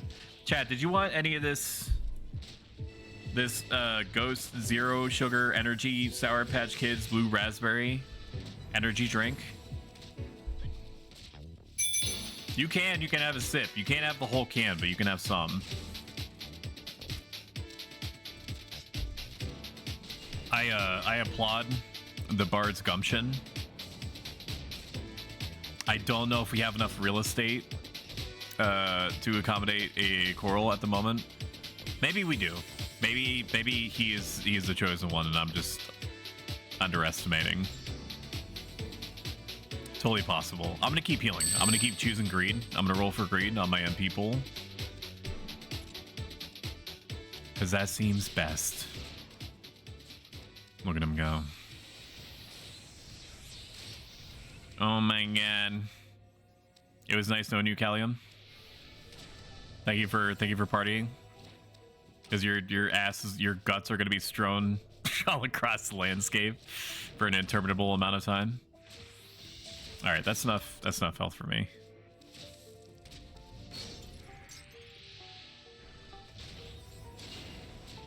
There's no way. You're not pulling hate off of this dude.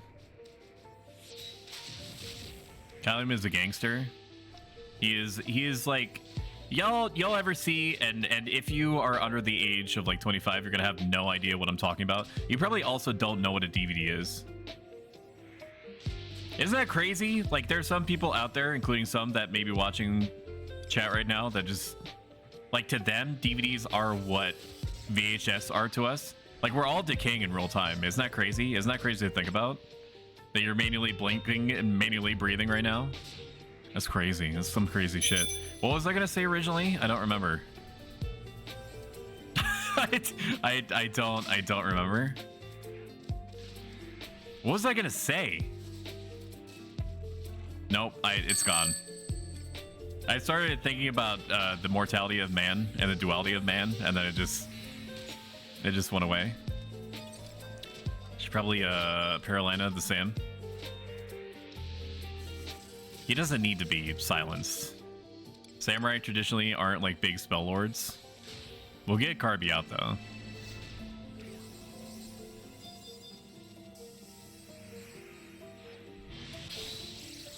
Have you ever noticed that when you're browsing Facebook Reels, if you do that, if you're not like on the TikToks or like the instant grams,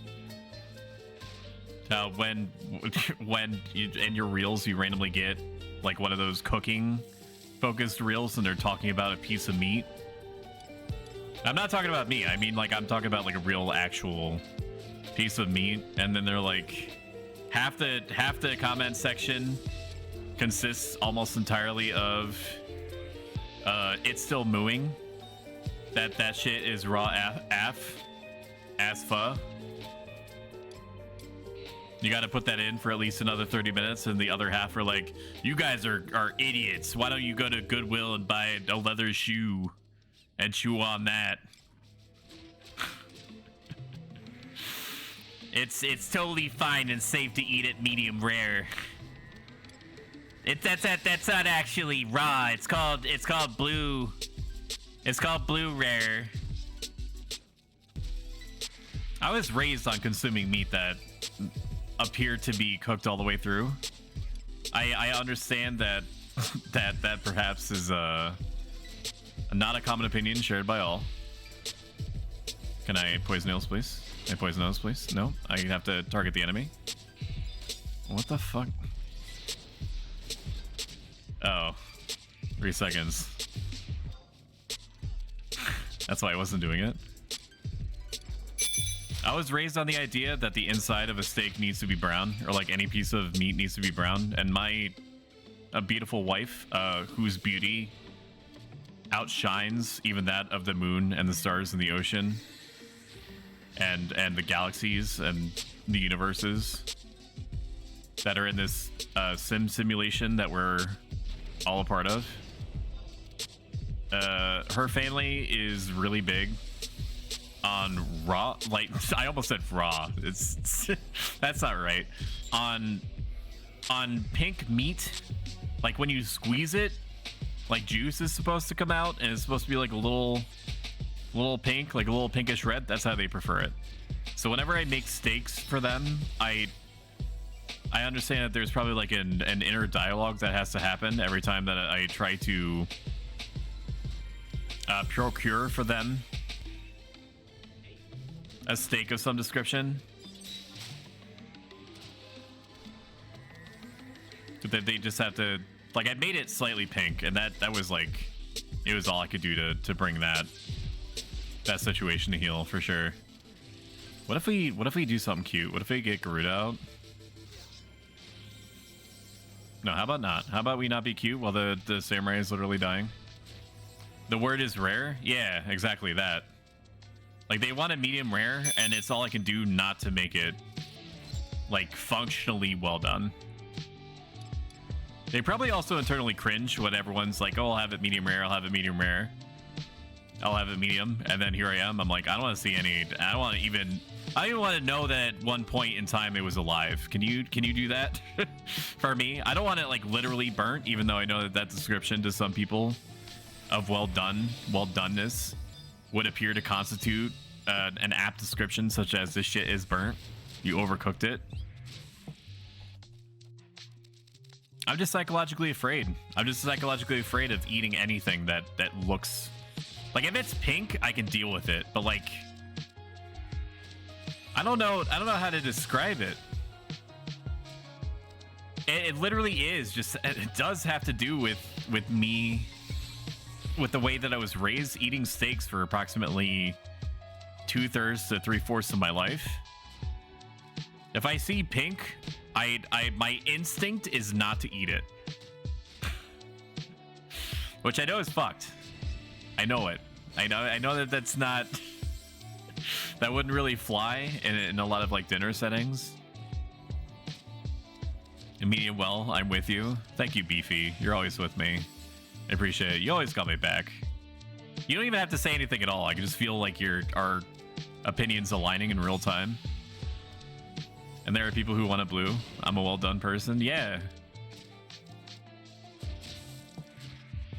But yeah, real comment sections are always like that. Whenever they're, I was looking at a reel today where they were cooking a piece of meat, like a whole ass steak, and in a like an encasing of salt, and they put it in a smoker or something, and they did like a before and after, and they had to chip off like the coating of salt, crack that bit open. I already have. I can't even see my. I can't even see my little buddy. See, we're killing. We're going at a pace. I don't know if it's a good pace or not, but we're going at a pace. I've never seen anyone cook anything like that before. I'm trying to be in a position where the bard can actually like reach me, and also me not being like in between the cracks that other corals can see me. The white mage is doing a good job to keep sticking by me. Really appreciate that. That helps the bard out tremendously.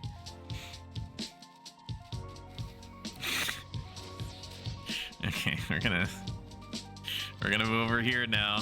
No, that's too open, I think. We're just gonna move over here. The bard should be able to figure that out. I also really like super well done chicken, like extra crispy wings. Yeah. People vouch for their air fryers. I've never been in a position to own an air fryer. I don't think that they're expensive. In terms of like an appliance tier list, I think that having a rice cooker available to me would see the same general amount of use that like an air fryer would, like a rice cooker and an air fryer. Because I have a blender, and I had these visions of grandeur that I was gonna make smoothies at least once a week, like healthy smoothies. You know how people get, and because I'm a fellow meat person, you know how I get. Let's consume a yak drink. How about that? How about we do that? We can get away with summoning Carbuncle now, because now we can do a Kiraga too. I can do my thing, my cool summoner thing of Whispering Winds. And in my defense, I did do a slushy, a smoothie every week for the first like 3 weeks. And then I imagined that the slushies that I was gonna make were gonna be roughly on par with a smoothie that I could pick up just from like a local restaurant or something, and that was not the case, unfortunately. How many heals did I get on that? That was a good amount of healing, dude. That was a good amount of healing.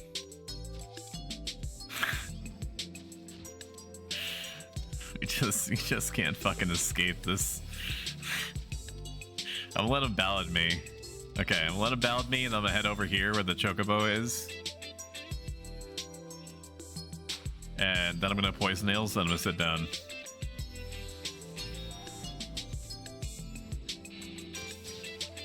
So I'm afraid that if I do invest in a rice cooker, not that it's expensive, it's like $30 or something like that, but if I invest in a rice cooker, I feel like I'm going to use it literally all the time for the first maybe 3 or 4 weeks and then never touch it again.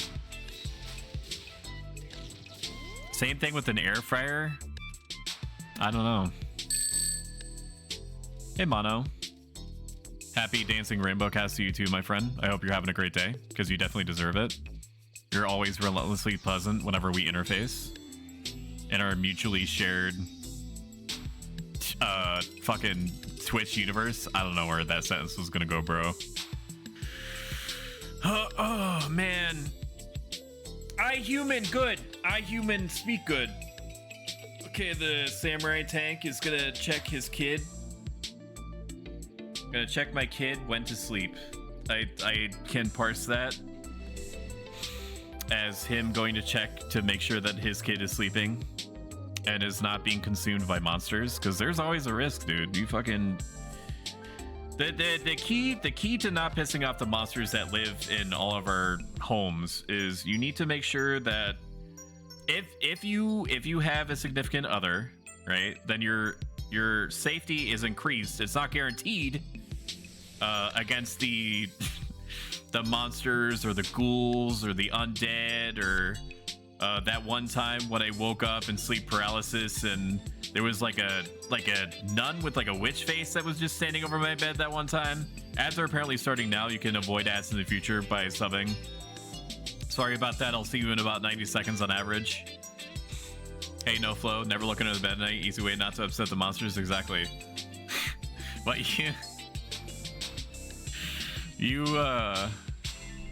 yeah, you can, if you have a significant other and they're in the same room, then that increases your chances. If you have an animal of some kind, like a cat or a dog, typically they're pretty good about sensing the apparition or the meat monster that's just waiting for you not to pay attention to it for the few seconds that you have your eyes closed. If you're alone, then you increase your chances of tricking the monster into thinking that you're not alone in the room by having like a laptop on and then having that laptop set to Let's Plays, like of anything. It doesn't matter. You could have HC Bailey on there. You could have Bricky 2 on there. Or whatever it is. It just needs to produce light and sound, and the monster will think that you're not alone, and think that its chances are reduced. Even though it has like giant fangs and claws that could kill you in mere moments, and really turn you into fucking meat pinata on the bed. It still also doesn't enjoy pain, I would imagine. So unless you're completely alone and it could properly ambush you, the best thing that you can do is just not to have your feet out or your shoulders out. If you have your shoulders out, they go for the shoulders always. If you have your feet out, they always go for the ankles, always. They're the quickest thing on a human that you can grab from the edge of the bed and then pull you into their nightmare universe. Just take it from me. What were we talking about? I blanked out for a second there. I don't know what we were talking about before. I think it was air fryers. We were talking about air fryers. I'm pretty sure. That's Whispering Winds. Sorry, not Whispering Winds. Nobody's hurt. Aerial armor.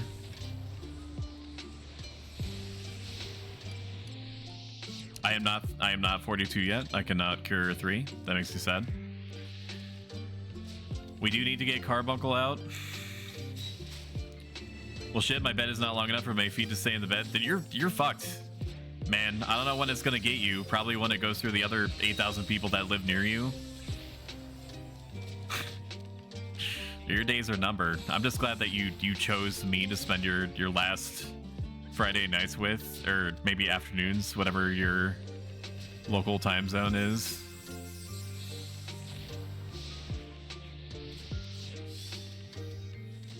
Here lies Crucian. Could not be fucked to get a longer bed so he didn't get eaten by monsters. It's probably something better to put on your tombstone. I just don't know what it is. I'm gonna pretend as if I'm gonna be able to avoid situations that are just preferred by being over on this side of the arena. Really trapped between a rock and a hard place, chat.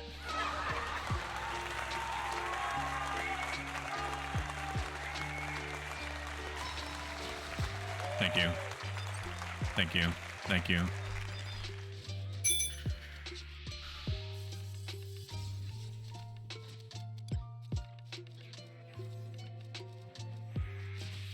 It might be easier for me to just keep Carbuncle out. Instead of being fancy with Garuda, I mean, the blink is helping. For sure.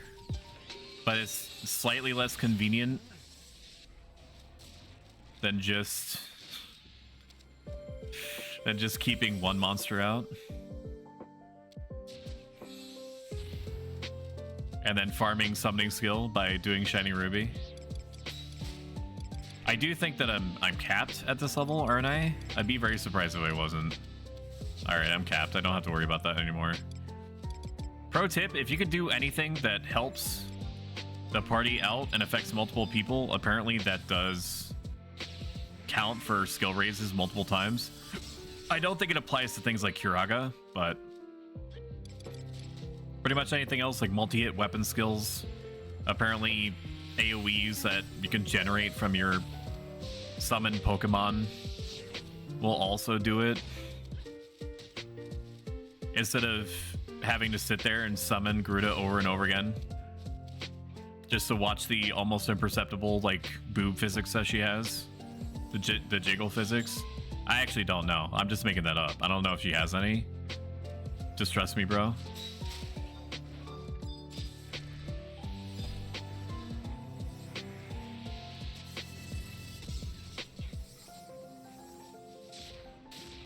Samurai's dying.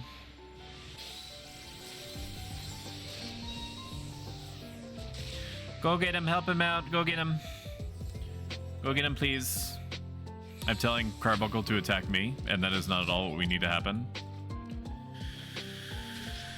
Oh boy, so the Stoic stream is happening, chat. It's happening on Monday. I mean, you got the funny gif up there and the little subtitle that tells you that said thing is going to happen on Monday, 7 p.m. Eastern Standard or regional equivalent, and it's going to be like the Say Something Stoic redeem that you can see in your local redeem section, where I am going to talk about what the hell a Stoic is and why I am one, and if it should mean anything to you or could mean anything to you.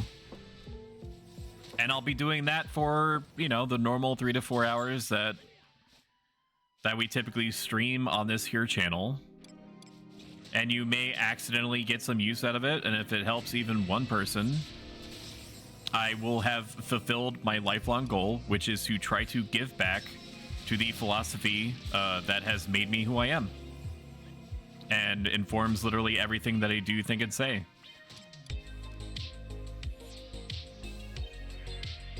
And that'll be fun. Wouldn't that be fun, chat? You feel fun? You feel something? Am I making you feel something? Maybe a little bit sussy, maybe a little bit tsundere, I don't know. Dandere? Dere. Dere is a type of dere. And I don't know what. I don't know what kind of dere that it is. There's a dere wiki that would tell me. Or so I've heard. Hell yeah, woo! Thank you, Beefy. I'm assuming I'm saying that right. You don't want me to say Beefy. Absolutely correct me. Don't feel like you're inconveniencing me in any way if I say your name wrong. I too am one of those people that will let somebody call him Charles, even though that's not my name, and then very awkwardly be like, oh, by the way, my name is not Charles, after having like at least 5 interactions with said person, and they're like, oh, well, why didn't you tell me before? And then in the back of my head, I'm like, it's because I have this weird idea that I would be inconveniencing you if I if I corrected you to say my name correctly. I'm not gonna say my last name because that would super dox me, but there's no S on the end of it. Okay, I don't know who in my lifetime has schemed, put some kind of like renaming community together in the background and just made it so that the world at large agreed that there's an S at the end of my last name. There's never been an S at the end of my last name. I don't know why people say it. I almost said it. It is not like that. Okay, so stop. Stop doing that. And while you're at it, congratulations, Callium. While you're at it, can you fucking make a pizza delivery place deliver to me? While we're making like course corrections for like how the world approaches things to do with me. Why is it that when I reach out to your pizza production establishment and I ask you to deliver me a pizza, you have the audacity to deliver said pizza to me and then afterward mark my account, I guess, with some kind of log or comment section, or maybe like an abridged version? Maybe somebody like has like stone tablets that they like to update behind the register at some point, and they say do not deliver to this guy because he lives too far away. Because I called them again and I was all excited. I was that little dancing people frog, right? And I was like, I would like one of your finest pizzas, please. And then they were like, sorry, we don't deliver. I'm like, what are you talking about? There was a guy that came out here 2 weeks ago. Well, it says that we don't deliver there. So then I have to get into my vehicle and then I have to drive over to said pizza procurement zone. And then I have to physically hand you my card so that you can, so I can like so you can tap the screen with it or insert it or whatever you do with cards, right? Because it's all different everywhere. Sometimes the chip works, sometimes the touch thing works, sometimes it doesn't. It's just a fucking cornucopia of possibilities when it comes to this card situation, dude, that I could completely avoid if you just used the card on file that we had agreed was okay the first time that you delivered pizza to me. It's not the 5th time. This is an expanded version, dude. I'm just saying that this psychosis, this parade of bullshit, interweaving butterfly affected travesties could have been circumvented if you just sent me the second pizza. Okay, just send me the pizza. I'm willing to pay you a little bit extra if it means that you use like $1 worth of. I'll pay you $3 for the $1 worth of gas that you send over to me, so I can avoid the extra curse situation where I pay an in-between, a middleman like DoorDash or Uber Eats or whatever to go and get the thing, right, and then deliver it to me. So I'm paying like $25-$30 for like a $9 pizza.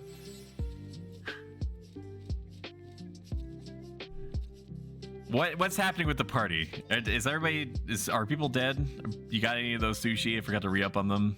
I have rice dumplings, have a little accuracy on it. I might have something for this guy. I don't know. I'm like a chef or whatever, right? I have very expensive spaghetti. Do you want that? I have Ikra Gunkin. Do you want that? It has Ak and Def. I don't care if he has it. If he takes it, that's fine. You want it? You want a little bit of the Ikra? The sushi's been in my pocket for like 3 straight months, man. I don't know if you actually want it or not. I think it's become alive. Maybe he wants it. He didn't say he didn't want it. So maybe if I just like, when the samurai is not paying attention, what if I just kind of like slip it into the corner of his mouth?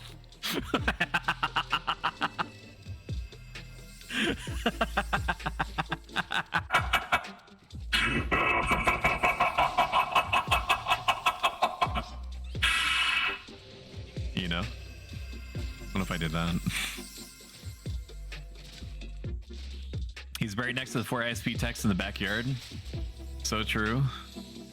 I appreciate that you remember how many texts got sent out to my house. We shouldn't get any type of technical problem related to the internet anymore. That's what was said to me. They sent out the fourth tech was the second tech that I ever got, who said that they were originally familiar with the problem, even though there's apparently it's all just like ancient languages that are being passed down by generations between the different departments at my local ISP, where like the texts that are sent out have to have the requisite knowledge of anything going into the situation. You otherwise have to tell them. There's nothing that gets put on their work orders. I've learned this through repeat torture sessions. There's no kind of logging or commenting or liking or subscribing that happens between the customer service representative, who has to hear my BS and about how I'm a streamer and I'm the only one having this problem, that they're really aware of. That's probably why they didn't take down any notes, is because they're like, this is the only streamer within like 100 miles. So like, if we just like ignore him, maybe the problem will sort itself out and he'll stop bitching eventually. That's not the case, bud. I'm going to bitch forever if I think that there's even a remote chance that you can actually determine what the real problem is. And apparently I won. Don't tell my ISP that, because then they're gonna start throttling me, but I apparently won. Because they acquired some new piece of technology, like alien tech, like from Area 51 type shit. And they singled out the cause of this feedback issue that was happening and causing me extreme bitrate death every 30 to 45 minutes. And they triangulated it, you know, like so, like they were trying to look for some ancient artifact to an amplifier, quote unquote, that had some kind of loose part or some kind of non-functioning part. I think he's just going for it. I don't think he's even waiting for my poison nails, which is fair. And they replaced said part. And yeah, we've been going for about 2 hours and I have not seen any frame drops at all, which makes me suspicious because we've been here before. There was a time not long ago in Bandcamp on twitch.tv/prostoic. Make sure that you like and subscribe and follow me and buy my merch, where we had a whole ass month, not a regular month, a whole ass month where we had no issues whatsoever. And then on Saturday, the issue came back, said hold both of my beers, and it just went to town on my bitrate. Granted, I streamed for 7 hours, almost exclusively Barotrauma, because that game is fun. Even though some of my friends in my friend group that play that game send me to space sometimes, even when they're not the fucking clown. The experience was fun, but looking at Twitch Inspector and seeing that I dropped like 9 times, and knowing that there was even a minor issue, an interruption in my constant dopamine production feed into your ocular membrane bothered me. I do not like it when I cannot deliver unto you the most pogged and rizzed up Final Fantasy XI experience known to man. Yes, other streamers top the charts for their own reasons, but here you get the raw stuff, the spicy stuff. Here you get meta changes, like we're changing the meta every, I don't know, 45 minutes to an hour, it feels like. We're talking about air fryers and rice cookers, and at least 10 minutes about different strategies to avoid being consumed by nightmare creatures under your bed. We played completely forgotten and grossly overlooked at the time PS1 RPGs about dating waifus so that they can, like, their vapors that they have for you, like their feelings of endearment can get converted into alloys that you can use for your weapons. We're gonna be a cool guy and we're gonna gonna Kiraga too with Garuda.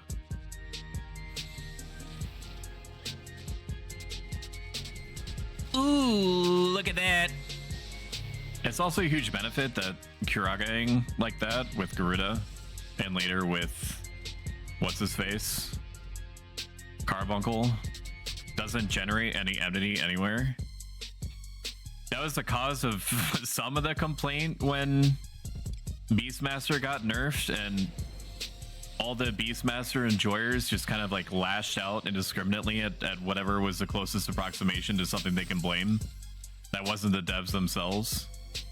And they were like, well, summoners get to fucking heal and not have hate yeeted onto them, which is like, yeah, but it's like it's a PvE game, bro. You don't see me being like, I need you to, like, if in this situation where Blue Mage gets its headbutt nerfed, which I would not be surprised if its cooldown is increased or its cost is increased or something. I don't know, something is going to happen to it. I can feel it in my bones. If a Blue Mage headbutt is nerfed, you're not going to see me being like, well, Dark Knight stun can be used over and over again if a Red Mage chain spells. So like, you need to nerf chain spell. It's just weird. It's extreme little brother energy that I hope that I never get trapped in.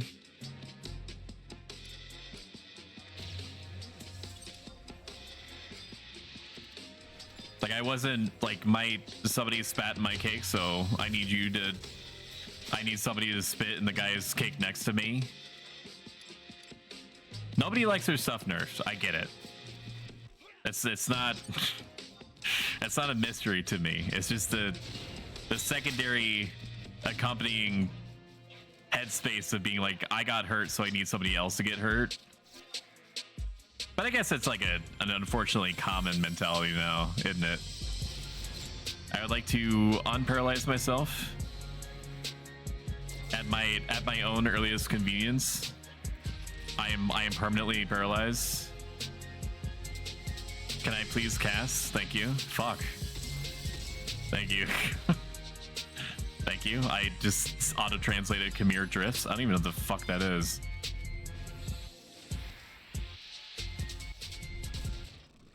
Alright, I have to be the change that I want to see in the world.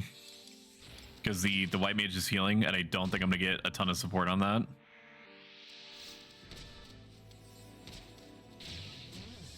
It's okay if I get hit a couple times. Okay, never mind. I got hit quite a few times. Oh, shit! What you say? Oh, hell no! What the hell? Oh, my God, no way! Emotional damage!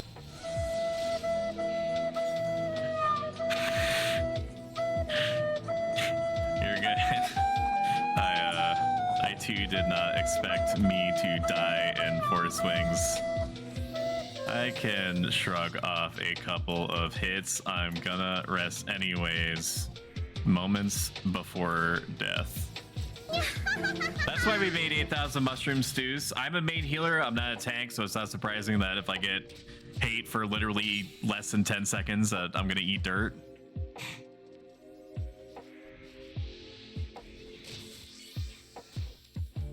I could just be like a summon slut, right? I don't I don't need to be resting for the entirety of the 5 minutes. I can have a summon out. I can still be useful, arguably. Fast forward, Blue is nerfed into being a healer job, so I can destroy all job abilities for every job post on Discord. Yeah, you touch my baby. That's when I go cross-eyed and red-eyed.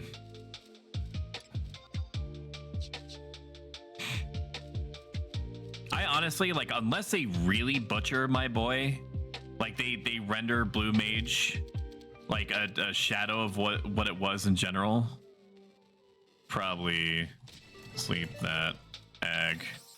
They sat between the rocks for 2 seconds, and yeah.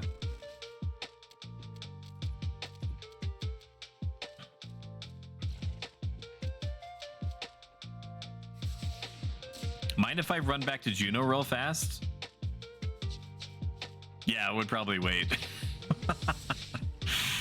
Like they said in the dev stream, I don't know how long ago, right? They said in the dev stream that there was blue mage adjustments that were going to happen. They didn't really elaborate on what that was at the time, from what I understand. Maybe somebody could correct me if I'm wrong. I didn't see them pull that one. That's because they didn't.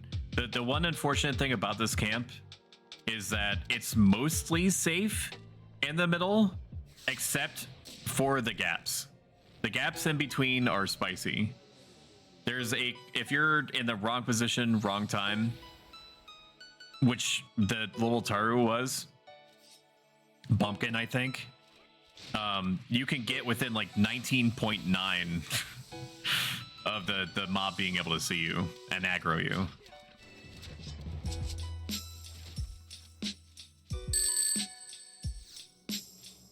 I'm just gonna keep Carbuncle out. I can do that.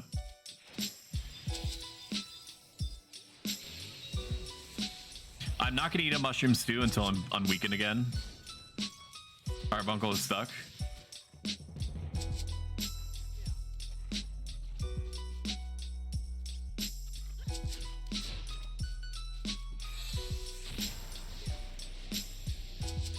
Or we kill it.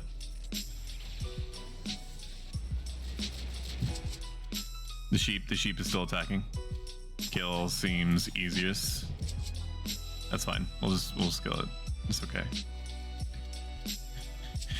Summon Garuda. I can still do things.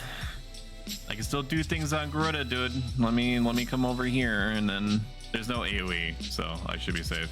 And then we'll Whispering Winds, which should still do something. I don't think that the strength of Whispering Winds is affected.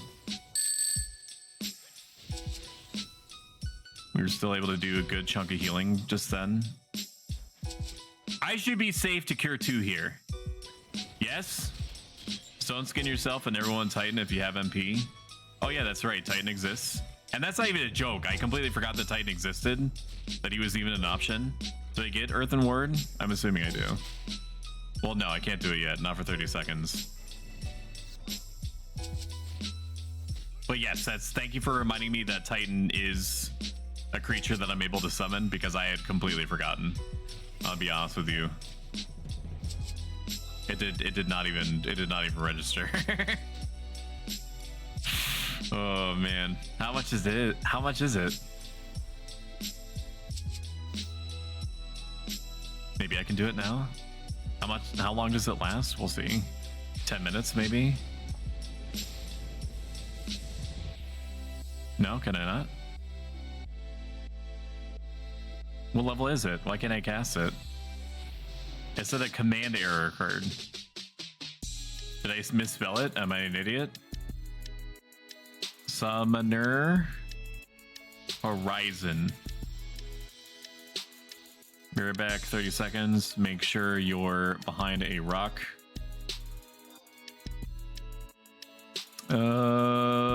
Earthen Ward is what? Earthen Ward. Earthen Ward is 46. Unfortunately, I don't have access to it. I will be right back, chat. Literally do not go anywhere, because if you do, I'm going to be able to sense it.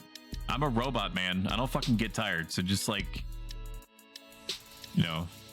keep that in mind. I'm going to use the little robots room. BRB.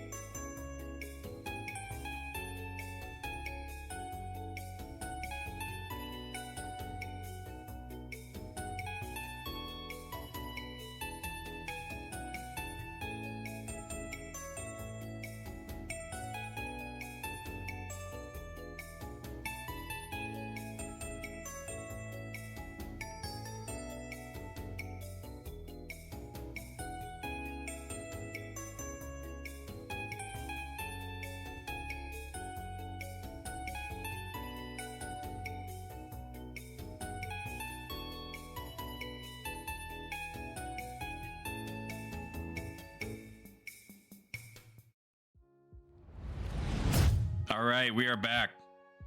Perhaps the most exciting thing is that I have papaya chunks. Hell yeah. Where's my celebratory? Woo! I got papaya chunk, chat. Sorry, they're not just papaya chunks, they're unsulfured papaya chunks. The ingredients are papaya and sugar. I don't know why they need to declare that it's unsulfured. Maybe papaya chunks are typically sulfured. I'm not like a papaya expert.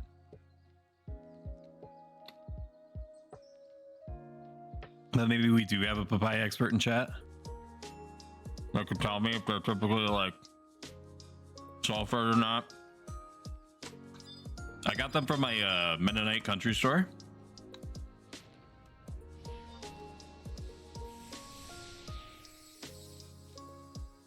I don't know where the Mennonites get the papayas.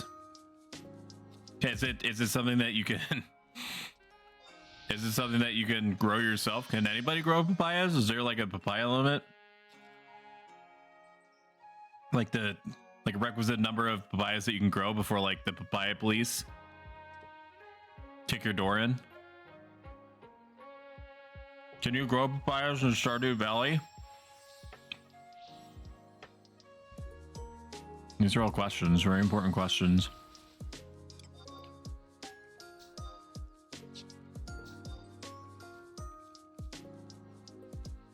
All right, the Beastmaster is back. The Tank Samurai is back. The Callium is back. White Mage is not back yet. I think just waiting on Black Mage. No, not Black Mage, White Mage.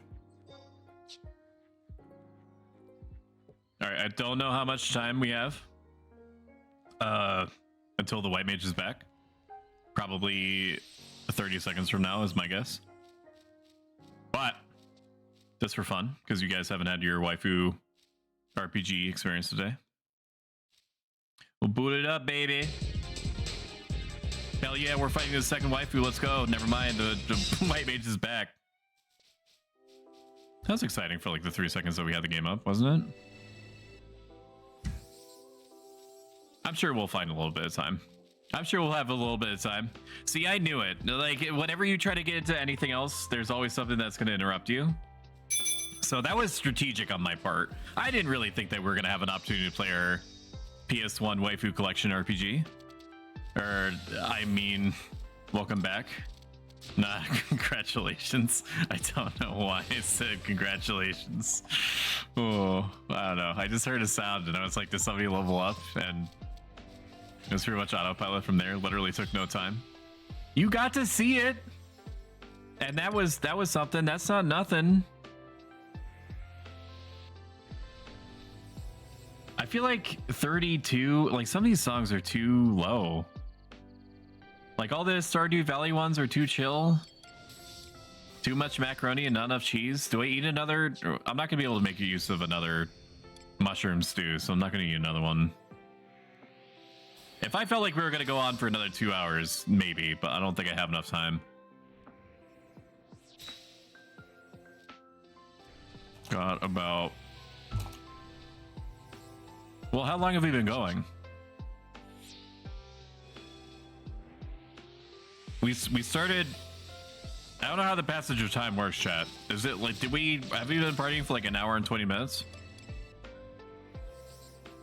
Something like that?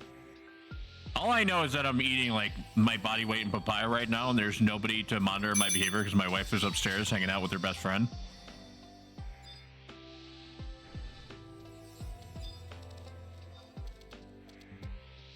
My wife is going away the next couple of weeks again for about a week to a work conference, and that's not code. She's actually going to a work conference, as far as I know. So it's just going to be you and me, chat. It's just going to be you and me getting all comfy in our blankies, which is fine.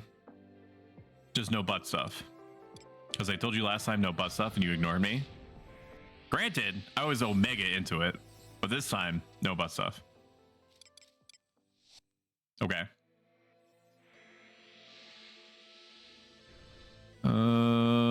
We'll do Garuda to be cute. Garuda to be cute is fine. Aerial armor, do something with their blood pact ward. Maybe around an hour. Take like an hour and 20 minutes, yeah. So we'll push it.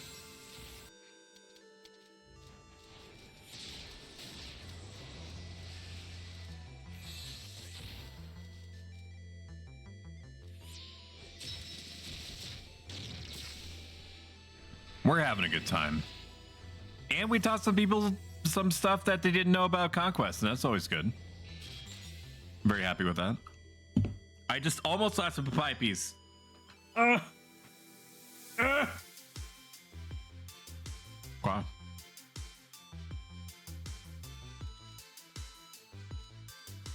Maybe since we're in like a healer role and we're starting to stabilize a little bit, doesn't seem like we're really struggling as much. Is that because we're level 41? It is. Maybe we could play a little bit of... No, I can't do that. I can't do that to my guys. They're fighting for their lives out there. I can't play 1,000 Arms while they're engaged in Mortal Kombat. That would just be insensitive. Don't do that. You're fine. Look at you. Like the samurai's health is barely moved.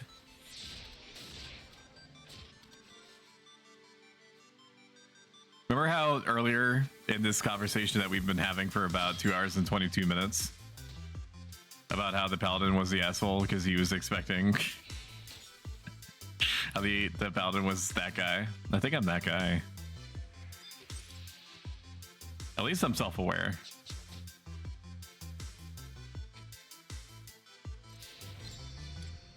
Yeah, but then I could tap into 2 markets at the same time. I could tap into the 1,000 Arms market because there's like 680 people that's followed anything to do with 1,000 Arms that have willingly set themselves up, if you could believe it. 680 whole individuals that are like, if it's 1,000 Arms, I want to see it. There's a massive cross section, a completely untapped market between Final Fantasy 11 and 1,000 Arms that I could broach if I were to play both on stream at the same time.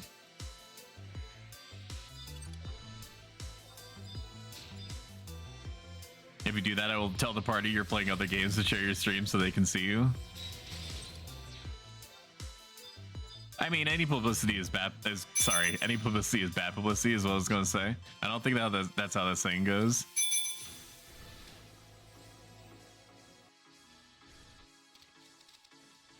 What you should do... Oh my god, can you stop getting like paralyzed for 2 seconds, bro? What you should do is be like... Stoic is gaming on Final Fantasy 11. What a cool guy. You should go watch his stream and then do a regular call. Just the loudest call possible. I've joked about that with people before where I'm like, hey, when I'm streaming, what do you think about if I be like, hey, I'm streaming right now, catch me at twitch.tv/brostoic, call 1. Oh, I think people would respect my gumption if I did that. They'd act like they wouldn't like it, but they would respect it. Hey, that's pretty good. NoFlow is extremely cultured, and he understands and supports my decisions, even my worst inclinations. Pretty much any time that I say, like, I'm starting to have an intrusive thought, he's right there to be like, all in, baby. Just whatever it is, I'll be there to, hey, that's pretty good at. I have a piece of papaya stuck in the back of my throat. Okay, that was a close one. I almost didn't make it, chat. I almost didn't make it. The worst inclinations are the best ones. Sometimes I get lost. Sometimes I get lost in the conversation chains that I produce, and I actually say good ideas. I need to get out there more often. that you should just give into. Like there's a sentiment or like a feeling or a phenomenon called the call of the void. So basically, when you're looking at like a cliff face or something like that, that feeling that happens for like a split second of like, I could just jump off. What people now call in their Zoomer language, letting the intrusive thoughts win. That's basically what happens to me whenever I just let my almost like borderline AI generated headspace take the reins and produce whatever conversational content it seems fitting. Whatever seems to make it happy. I should give into it more often. Because even though it seems like I have to work pretty hard to hook up random subjects together properly, it's kind of like mentally mowing the grass for me. Don't you need to be dynamic to stream? What the hell does that mean? Don't you need to be dynamic? I don't know how to answer that question. What is dynamic? Like, what does that mean? Does he want me to put on like a funny hat or something? I could do that, I guess. I've done way worse for a hot tub stream. Don't you need to be good at streaming to stream? Lol. Lamau. You should probably try being interesting first.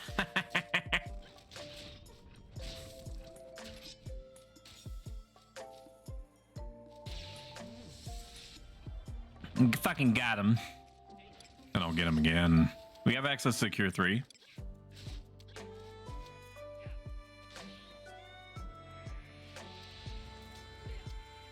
I've been pretty lucky. Over the time that we've been streaming together, you and I, chat, I'm ready for death. Okay, they pulled it off me. We've had very few trolls. I know that me saying that out loud might trigger some people, or trigger in some people, the feeling that I should not have mentioned that. Like there's some kind of cause and effect relationship between somebody saying something like that in the universe producing some kind of course correction for them. But it's true. I'll acknowledge it for what it is. We've been lucky. We haven't had really any... I haven't even gotten that... You remember the ASCII dick guy that was around for the last... like 4 or 5 months? He just kept going to like a Yame Cat stream and... just whomever else, like Electro Slag stream. And posting like... honestly pretty cool looking art that was wildly inappropriate, but... and I'm sure he didn't make it. But still, you know what I mean. Ooh, we got level 45. Let's go. Lord have mercy, I'm about to bust. You aren't dynamic enough for him? So true. We did get to 5 chain. Now that we're at 42, we're schmoving. 43 is where the camp starts to taper off a little bit. Like, I don't know if the ASCII... the ASCII dick, like the ASCII dick guy was going to streams that had, from what I could tell, and not that this matters, a slightly lower average view count than me, so it felt like he was avoiding me or just like not bothering. And I don't know if it's just because he could pick up on my vibe that I would actually like be fine with him posting ASCII dick pics, because I'm like already rated for M for mature.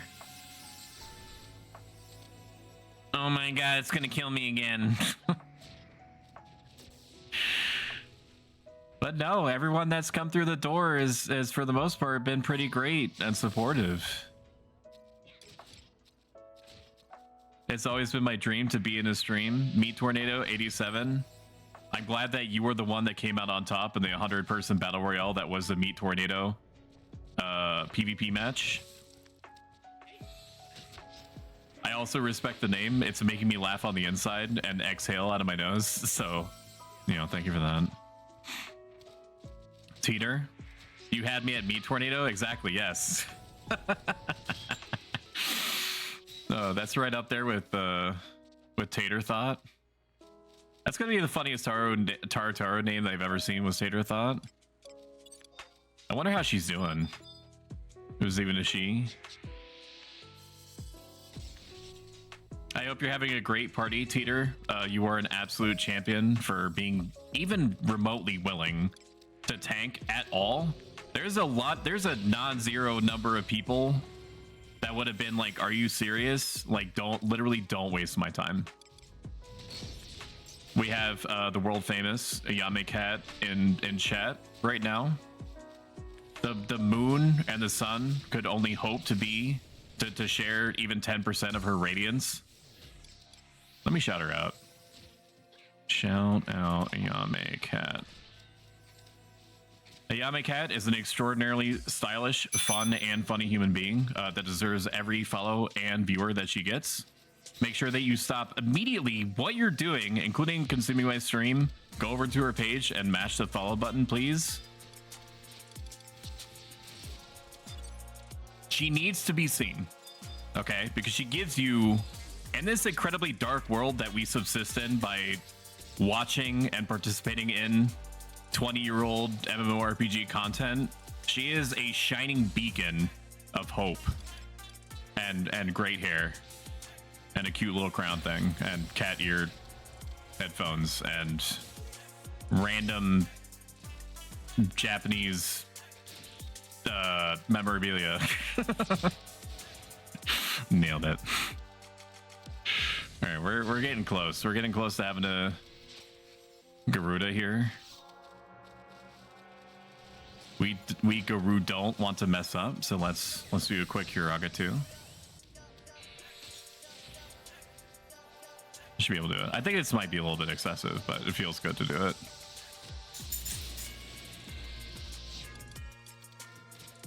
Oh my god, it's Haru named Bumpkin. Holy crap. So far, amazingly, I'm the only one that's died. We have a samurai tank. And we have a samurai tank, and he's doing really good. Which, of course, he is, because Brady Games Guide Spring version 2004 said that he could tank. So it'd just be silly for any of us to pretend as though he could not. And he's been doing fine. Has he been getting beat up a little bit? Yeah, but he's also been third eyeing like a champ every 2 minutes. If he were a lesser samurai, he would get his butthole torn out of his body and shared betwixt all the corals in the area. But this man is basically like he's like Tom Cruise. He's Tom Cruise in The Last Samurai. I've mentioned this particular scene a lot, but it nevertheless remains true. When Tom Cruise was about to go to like the shogunate or some shit, and he do be being out there in the alleyways, and there was like 3 government officials who whipped out samurai swords, and then he remembered his times with the samurai after, before he was released, and learning their ways, and that 5 minutes of him getting knocked out in the mud and him having the samurai spirit and constantly getting up the mud. And even though he kept getting the wooden katana to his back, he did give up. He did give up, Chad. He just kept getting up. And then he was like, all I have to do is just literally not think and pull out my samurai swords. And then he fucking cleaved them in twain. Every single one of them. And then he died like an hour after that. Not an hour after that, like in his time, in my time. In the scene that makes me cry every time. If you want like a dedicated make me cry button, the scene, do you know the one? I'm not gonna spoil you on like a 20-year-old movie. The one scene in the last part of the movie that's incredibly sad makes me cry every time. Unapologetically, I cry.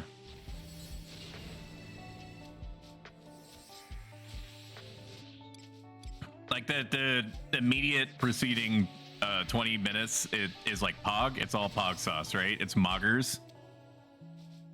Like I have like a little Moogle next to me. I start mogging. This man Thank is you, Meat more Tornado. dangerous than he seems. For following. Greatly appreciate it.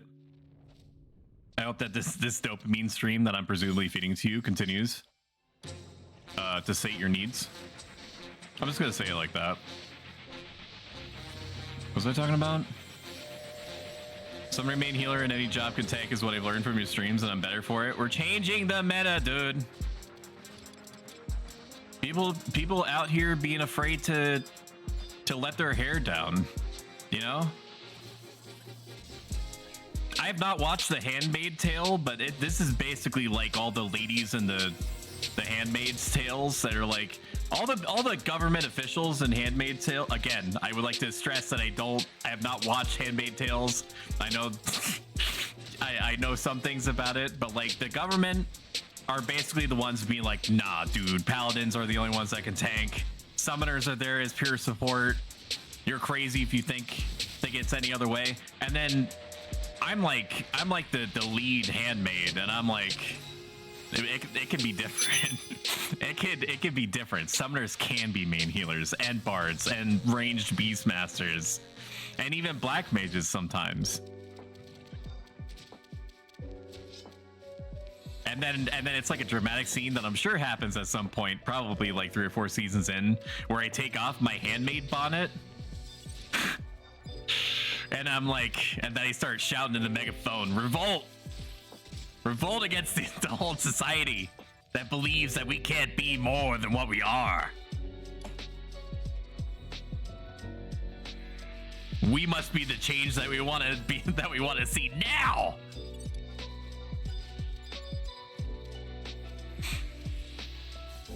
I'm saving the third eyes for low HP to get an extra healing. That's just good. That's just good thinking, Lincoln. Where the dude commits seppuku after getting rid of bullets, yeah. You're the off healer, DD support, all the above. Whatever option D is, D's nuts, whatever option D's nuts is, pick that one. That's the one that I am. You're not the lead handmaid, that means you're getting fucked a lot. I mean, yeah, kinda. Like, NRP loops a bit of my hair behind my ear, and then tee-hees a little bit, and then blushy crushies. Maybe I am, maybe I'm not.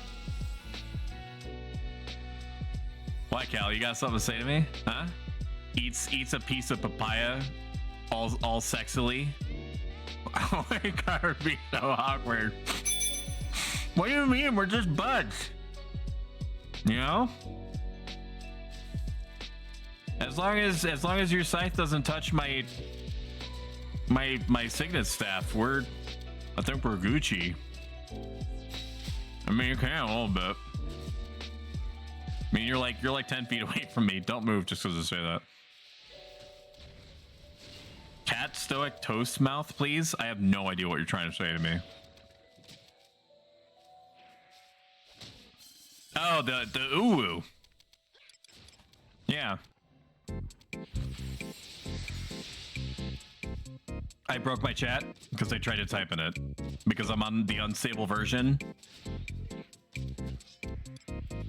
I have to close out of my chat in order to be able to see chat. Connecting to chat. Show us the picture. I'm afraid now. I have to rest. Weren't you telling me that I shouldn't play my PS1 RPG while we're partying, and now you want me to look up a funny picture? I don't even know where it is.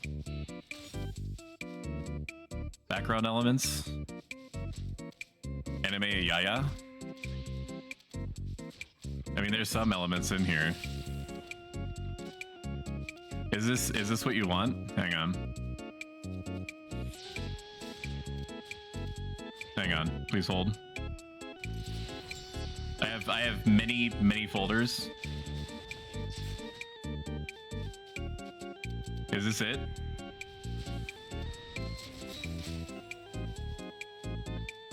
Is that what you were looking for? Question mark? No. You need to be more specific. With the toast? Oh, I think I know what you mean. Okay. No, don't worry, I got it. With the toast hanging out of my mouth. Why is that not showing?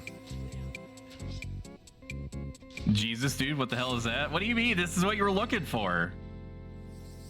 Take that away. It's what you. Hang on. Just let me cook for a second.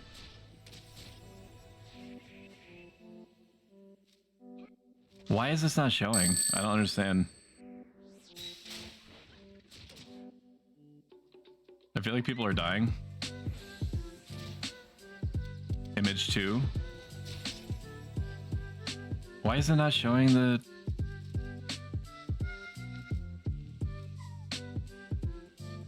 I gotta figure this out. Hang on.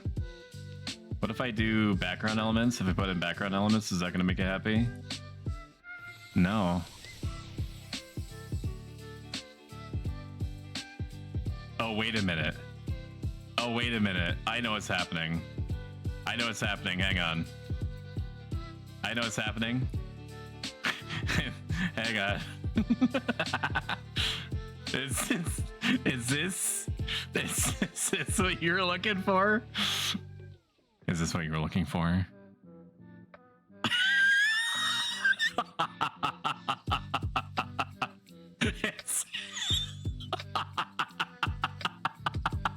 Excuse me, bitch. Dude, that's just what you're describing to me. I thought that the toast was breaking. I thought the toast was broken, and then I realized that I have like a 4K. I have a 4K piece of toast, and so the image was actually so big that I had to resize it. Okay. I know what you're talking about. I don't know if I can find it though. I'm gonna have to look all over.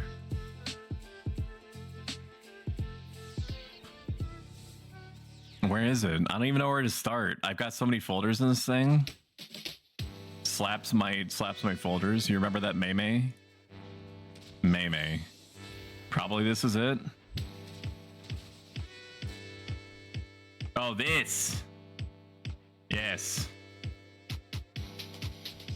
This. That. That's what you were looking for. See, I knew. Yes. Those were good times. We'll have a hot tub stream 3. Probably a couple of stream challenges after the next one. After I fulfill the Stoic stream challenge, I'm gonna do a real human challenge, and then after that we can loop back around and do hot tub stream. I think that doing a hot tub stream every few stream challenges would probably be good. I don't even know why now. What do you mean? Cause it's bussin', that's why.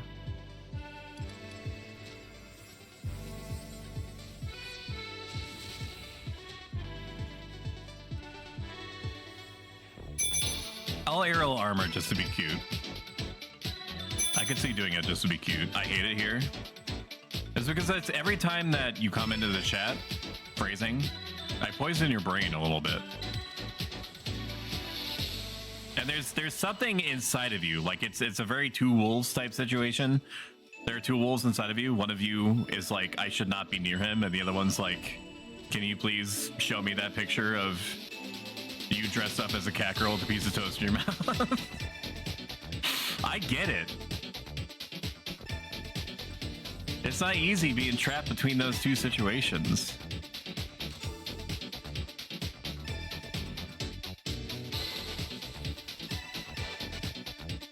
I feel you, bud. I feel you all over. What other gifts do I have? Stoic is possibly Satan. It's unclear. I assure you, I am not Satan. Just because I got kicked out of Christian private school, which is what you're referring to, and the Christian private school closed down 6 months later, and the wife of the principal died around the same point in time, does not mean that I was responsible for that, or that I am in fact Satan. A freak coincidence? Yes. Correlation equals causation? That's gonna make you hesitate. For sure. What other stuff do I have in here? I've got all sorts of weird stuff in here. I mean, your mileage may vary. Like this, I've got. Well, no, I'm not gonna show you that one. Yeah, I'm not gonna show you that one. I'm also gonna not show you that one. What do I have here that is fit for human consumption? Apparently nothing. Okay, never mind. I have this. Wait, no, this is a media source. That'll probably get me TOS. Never mind. I'm not gonna go down that rabbit hole. It's not worth it. It's just not worth it. So my friend group that I played Barotrauma with, before I got into Horizon, we were playing a game called Foxhole. And if this means nothing to you, I apologize in advance. But Foxhole is supposed to be like a massively cooperative war economy simulator where a war of some description is happening literally all the time. The war is persistent, which means that anything that is produced, shot, driven, like used to supply something is created by players, which is amazing. There's nothing like Foxhole, and yet in recent times, every single time that there's an update that makes me think that I could maybe dip my toe back in the absolute psychosis that is that game, they keep locking new content behind this clusterfuck of design decisions called facilities. They had a recent update that's happening soon. It's in like developer public testing right now. That is all about naval warfare. Battleships, submarines, destroyers, you name it. If it floats and it can shoot something, it's probably being incorporated with this update. Not only are they doubling down on the facilities being required for like 80% of all content, they are introducing a whole ass additional resource into the mix that is going to make the borderline mobile game-esque grind even grindier. So it's just like the Reddit is on fire of people being like, I don't understand why you would lock it's like the 90% of the content behind facilities that only huge groups of people can participate in.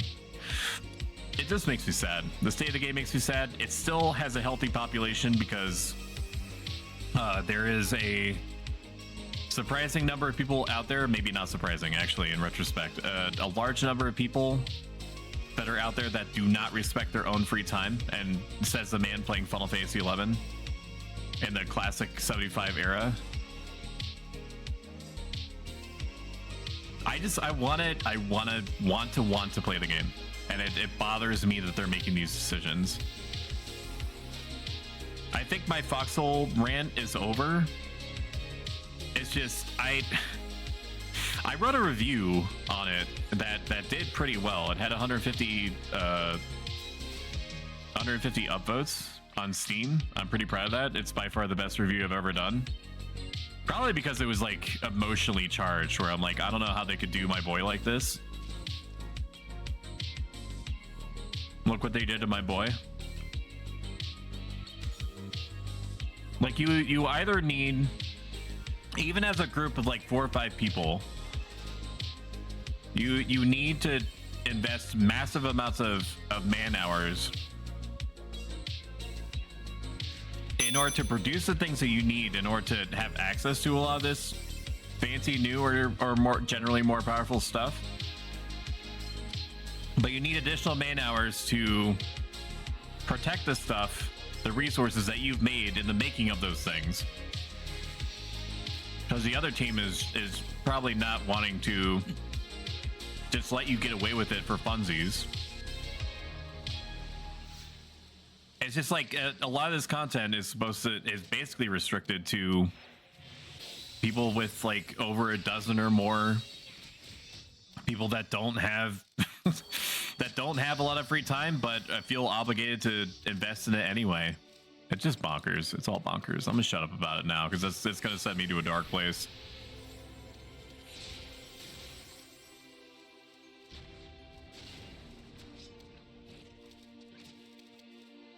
I'm trying to make life easy on the bard, and I cannot tell if I am. I'm hoping so. He's probably looking through his lens to see if he can catch us. The bard's doing a great job. Should I level Greatsword along Scythe, or Scythe the way to go? You cannot go wrong with Greatsword or Scythe. I honestly, if you're even like 50, 60 skill levels off from Greatsword, that's fine. You leveling Greatsword right now is totally fine, or even keeping them leveled alongside each other. Generally speaking, and I say this with the tiniest possible grain of salt, okay? Generally speaking, from what I understand, Greatsword weapon skills are great for skill chaining. That there is, generally speaking, more opportunities to combo off of people or have yourself comboed off of by using a Greatsword. That said, I have seen people do upwards of like 2,000 damage skill chains, or just like, yeah, skill chains with the Scythe, so it ultimately doesn't matter. You might end up in like a weird situation where you have somebody like me trying to coordinate skill chains, and you might, like, this is rare, okay? Like, I understand what I'm like. All right, where I go out of my way to try to plot skill chains and things like that. You might occasionally, maybe like once out of 15 or 20 parties, have somebody that's like, hey, do you want to try doing the skill chain? Or maybe it just feels that way, I don't know. And then you might get asked, what's your preferred weapon skill or weapon?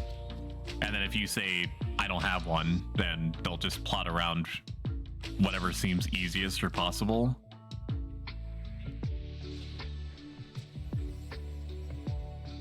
Most people just kind of like mash, they just kind of like mash possibilities together and hope that things combo. It's not common to have somebody that cares as much as I think that I do when it comes to like skill chaining and party creation and leading and stuff like that.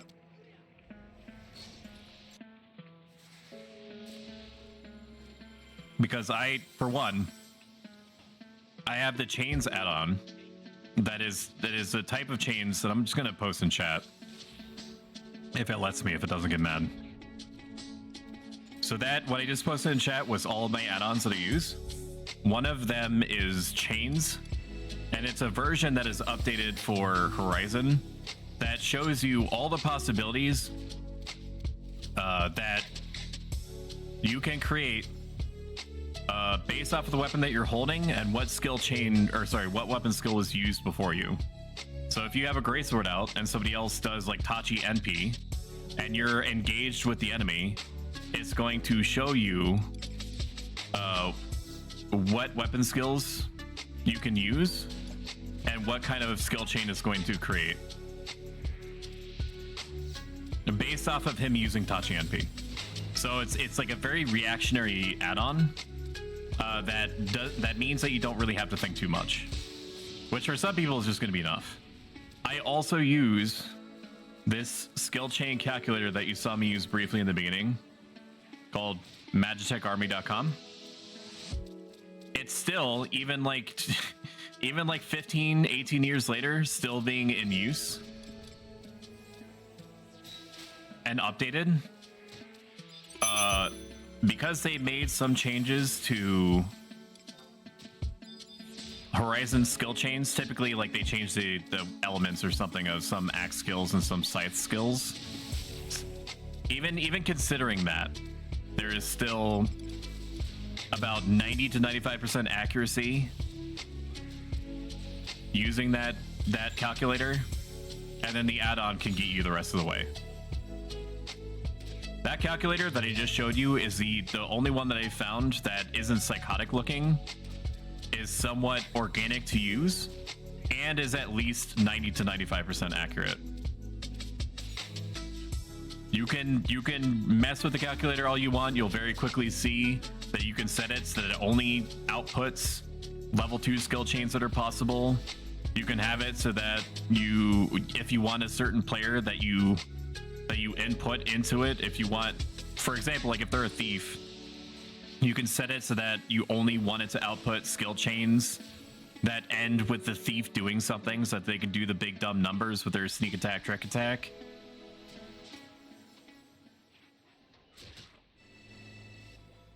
It's never not been useful to me. It's also the only reason I know what summon to get out to do anything. Like the chains add-on, thank Christ, does show me as like an extra confirmation.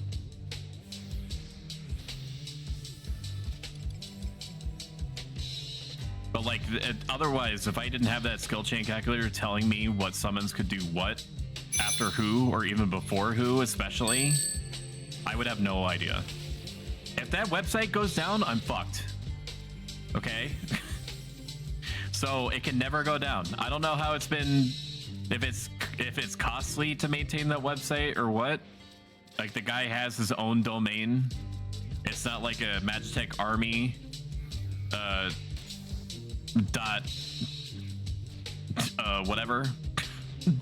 .com. But I hope that it is. I hope that it's up forever. I don't want to ever look at a flowchart again. I've tried looking at a flowchart of Final Fantasy XI skill chain possibilities, and it is ass.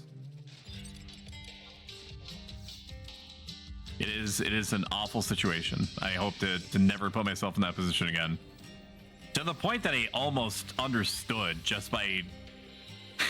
I mean, like, I got to the point that I could roughly understand what skill chains typically weaved into what around, like, level 10 to 20. And then after that, I just couldn't parse it anymore because the possibilities became too vast. Those flowcharts don't make any sense. Yeah, yes. Once you got past, like, once you started getting into the third, fourth, fifth weapon skills that come online for most jobs, I wasn't able to follow it anymore. Not properly, anyway. Not without basically feeling like I was gonna have to give a fucking itinerary to each person, being like, out of this list of 5 weapon skills that I know how to do anything with, can you please tell me which one you like the most? I got brain damage looking at those charts. And the thing is that it's not even accurate for Horizon anymore. Like I still to this day, and I guess I could be my own, I could find my own solution and just ask Forehead on the Discord why the developers felt the need to change some elements associated with some weapon skills. Oh, Final Fantasy XI skill chain chart.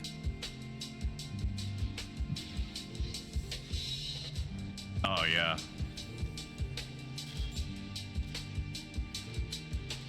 Save image. Well, this isn't fair. This is new skill chain stuff. This is like a 2012 chart. People are dying. I need to fucking save him. Sorry, I was looking at skill charts. You're fine, Teeter. I've got you, bud. I think. No, I definitely have you. You're okay. You got to red a little bit, but that's fine. The last HP is the only one that matters. Oh man. All right, we got him. We got him up there. And then just to be cute, all aerial armor. I ain't scared. That's because you're Tom Cruise. You're Tom Cruise in Last Samurai.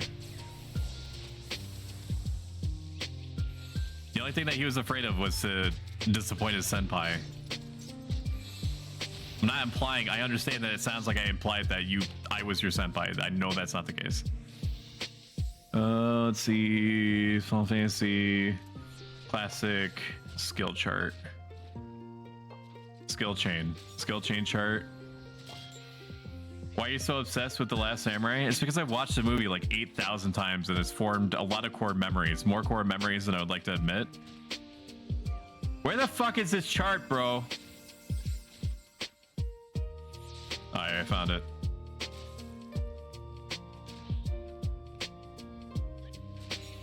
Chart. Chart.png all. Let me ask you something, hero. While we're on the subject, why are you more obsessed with The Last Samurai? I think this is more telling about you than it is about me. Dick. Look at this.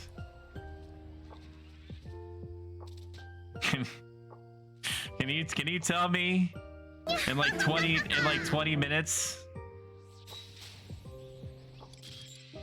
Like, understand, you're not gonna go into a situation knowing, congratulations, knowing what party members you're gonna get. I know that's shocking to the people that are like used to going to Sky parties and demanding bards and red mages, but you can't actually force the party members to be certain jobs. But like, imagine you're like grouping up and you're ready to go out, and then you're like, hang on, I gotta look at the chart, and then people are like, okay, AFK 20 minutes. Water thingy goes into lightning thingy, then back and forth with fire thingy. Like, after looking at it enough, like back in the day when I was trying to be a gamer and failing spectacularly at it. Oh, don't you mean like literally now? God, you're so funny.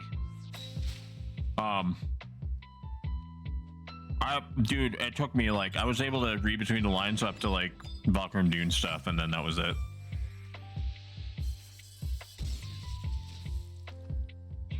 Moral of the story is, ancient websites need to be online forever.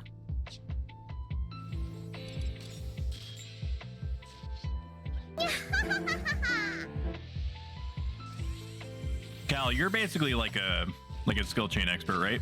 I've got papaya in my throat. Were you able to read those ancient skill chain charts in real time?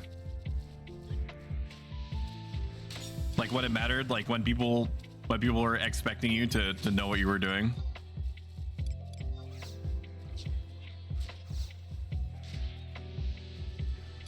Fuck no. Yeah, man. Same. This big same.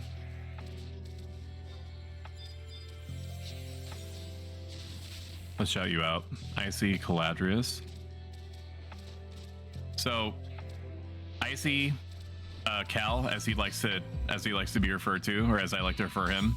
I also like to call him Cal Dogs or Sea Dogs for short. Is a wonderful human being. You should like go over to his like channel or whatever, Flips Hair, and follow him and whatnot. He definitely deserves it.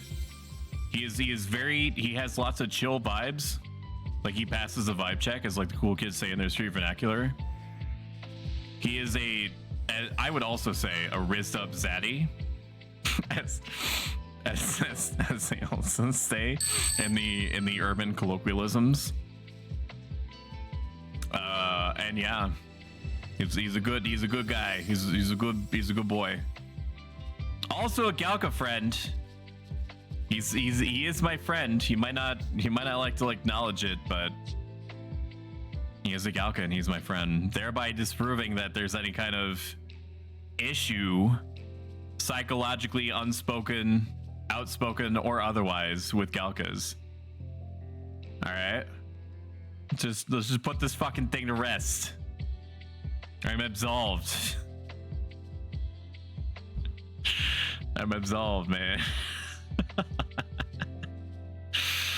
Oh, Clarice is RP walking. Such a powerful walk.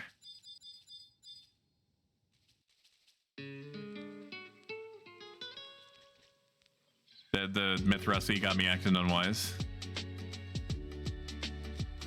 I removed the bugs from my merch store. Shameless plug in chat happening right now. I removed the mugs from my store. All the clothing is super good. I can vouch for it. People that have purchased it can vouch for it. All the clothing is amazing. The decal looks great. The fabric is soft. It do be durable and whatnot, yada yada yada. The mugs seem to be made by a different company. And I know because they ordered a test print for myself, because I want to make sure that if I say that you should buy anything that I've already consumed from whatever it is that I'm suggesting that you buy, or that I've worn whatever it is that I'm suggesting that you buy, I don't think I'm gonna put the mugs back on there. So that's it. That's the message. I don't think I had anything else. I did also temporarily remove the blankets because I want to order a blanket. But what scares me is that I need to have some kind of logo that has some kind of like border around it. Because even though I'm pretty sure the blanket is made by the same company that makes the clothes themselves, I can't be sure. I have to independently verify that.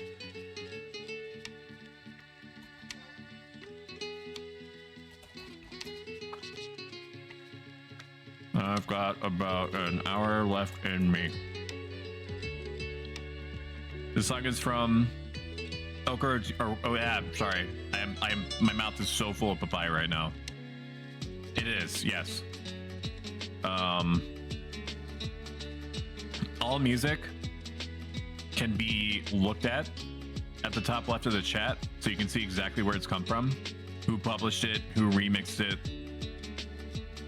The title of it, All Music is through Spotify. It's all published by any music that you're probably going to hear on this channel, with the exception of the break room music, can be found on Spotify under a publishing label called Game Chops. Game Chops makes extremely high quality remixed music. They go to secure the rights for remixers to remix said music and to allow streamers and people that do videos and stuff on YouTube to just freely use said music as much as they want without having to worry about content ID matches or DMCA claims or copyright strikes or anything like that. It took me a really long time to find music that I was happy with that also didn't run the risk of getting my nascent streaming career completely glassed from space. But I think that Game Chops produces pretty much everything that I would ever need, and they regularly put music out there that's great.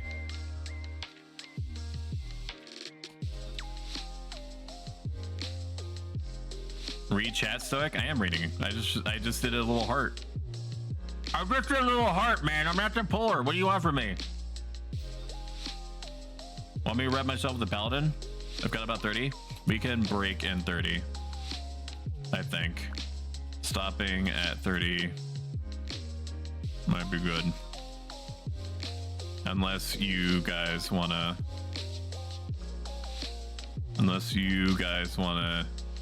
keep going. I can rep myself. I want to avoid a situation where we pull another person in here and I can only give them like an hour, like less than an hour. I want him to be able to get into a party that he can actually take advantage of.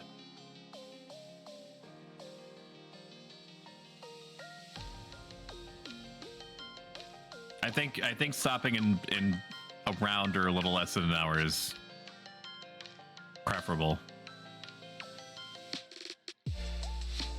We absolutely can do that in 30 minutes. We'll be able to do 2.5 TNL in 30.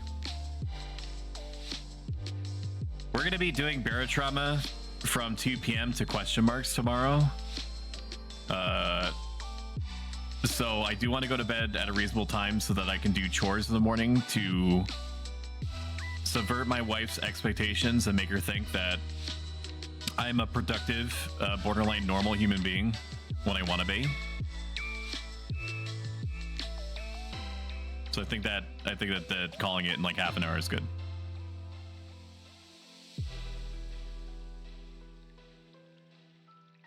That seems sane.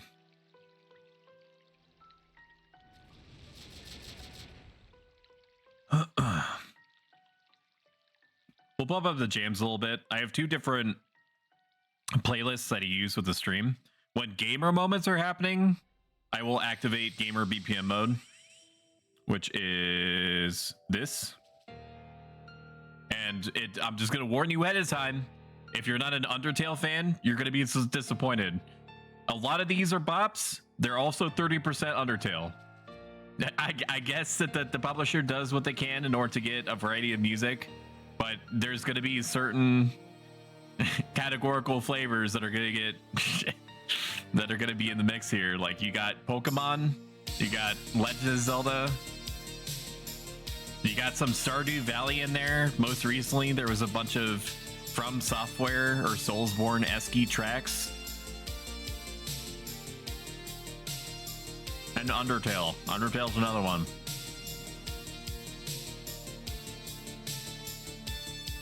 Welcome back. Alright, somebody needs to take this papaya away from me. It shouldn't be near me anymore. If you like all this talk about papaya, and you want to support my channel and my work, quote unquote, at literally no cost to you, make sure you mash that follow button.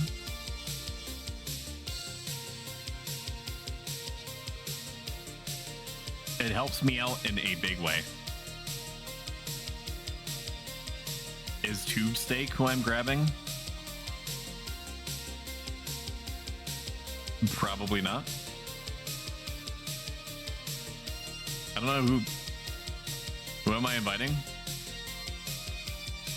Little Richard, I'm assuming. Party command C, Richard. C, Rich. I cannot see this individual. Oh, that's because his name doesn't start with Rich. Little.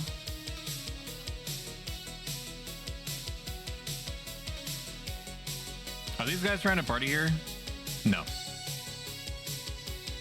Welcome. Just as a heads up, Little, there was a little, no pun intended, miscom. We're gonna party for around 30 minutes still. Is that okay? Always make sure that people going into the situation that they do not have any control over have the option of opting out if they so choose. It's fair to them and fair to you. No bridge burning here. Always let them know.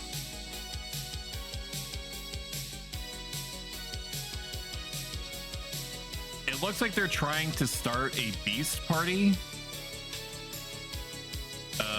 If so, that is understandable, but that also sucks. Granted, we're only going to be here for another half an hour or so. Okay, the paladin has not responded, so no action or statement is a statement in and of itself. So I guess he is fine. I guess he is okay with that. Oh, he said yeah. Let's go. We got it. Yeah, baby. You did great, Teeter. Easily top three samurai tanks that I've ever met.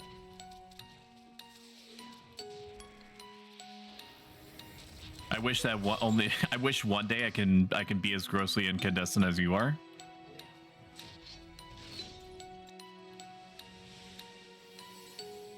Guess I could keep Carbuncle out to do something while I have 8 billion MP.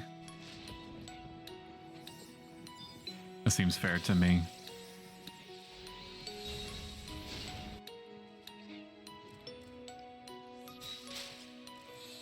Carbuncle, go and kick his ass. You're ugly. You're disgusting. I'm going to kill you. Give me $200.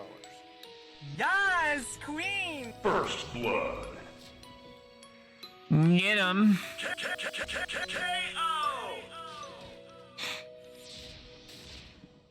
Push his shit in. Kill that cat. Cat's out of the bag now. You're doing possum, Carbuncle. For real.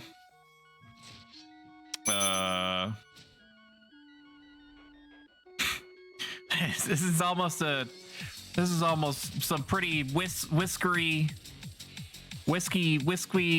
business. Oh, the cat puns are there. I don't know. I can't be fucked. Oh, I can't be fucked to do all the the comedy heavy lifting, man. I want spring water. It annoys me that spring water isn't here.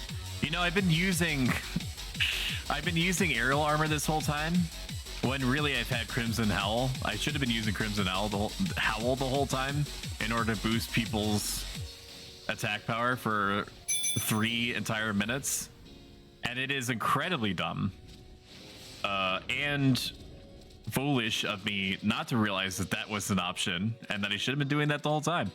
So I apologize. We probably could have been killing at least 1,000 XPs more worth of monsters if I had, you know, been aware of basic tenets of my job. But it's all right. I'm still early on in my summonery business here, so mistakes have been made and will continue to be made ad infinitum. That's just how the cookie crumbles. So Barotrauma on Thursdays, or last Thursday, was fine. I do think that at least 2 of my friends gave in, like, let the intrusive thoughts win and became like pure distilled trolls for at least like 20-30 minutes, which in Barotrauma makes sense. There was just an unfortunate moment where due to a prank, it's just a prank, bro, I was welded inside of something called a beacon station while our submarine was being torn apart, and I was infected with something called a husk infection, which basically means that I only have so much time to live before I get turned into a zombie. Yeah, so that was the whole situation. Tomorrow's Barotrauma stream, starting at 2 p.m. Eastern Standard, regional equivalent, is going to have, my guess is, at least 8-9 people, possibly more than that. I don't know if we're going to have Felicity Ryan with us, which we did have on Thursday, who's another wonderful person that you should also go like follow and whatnot. And she seemed to enjoy it. Barotrauma is a great game. Your mileage may vary if you consider it to be worth it. Okay, so they're choosing to party here anyway. It's kind of gross. Oh. That's kind of gross, but I guess we just need to be more on top of it. I mean, the puller is doing a great job. For sure. Puller's doing a great job. I don't think that there's going to be a real issue with finding and retaining mobs or keeping them on retainer in order to get around this Beastmaster party that's decided to form literally on top of us. Is the Beastmaster party doing anything illegal? No. They most certainly are not. Is it kind of BM to form a party literally on top of a party that you see has already been there, and that Clarice person has been RP walking around the crystal for like 20 minutes and had plenty of time to warn their party that there was already a party here? So lots of shades of gross here. So maybe they've stopped for a second. I doubt it. We're probably just gonna keep Beast players kiss their sisters. You can't say that. You can't say that on the internet. This is a Christian private server, okay? They don't do that. Could you reasonably argue that people that willfully camp on top of other people when there's like at least 20 minutes of additional warning that that was happening. Kiss their sisters, yeah. I mean, you could say that. I could agree with that. That tracks.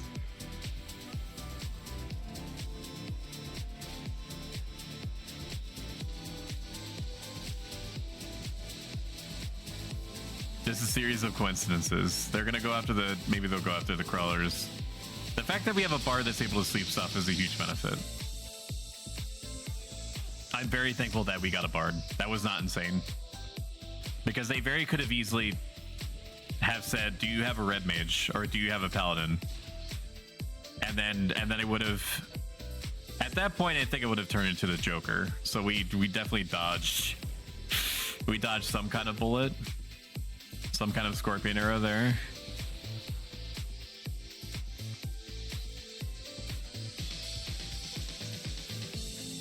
All right, presenting my butt so I can summon behind me.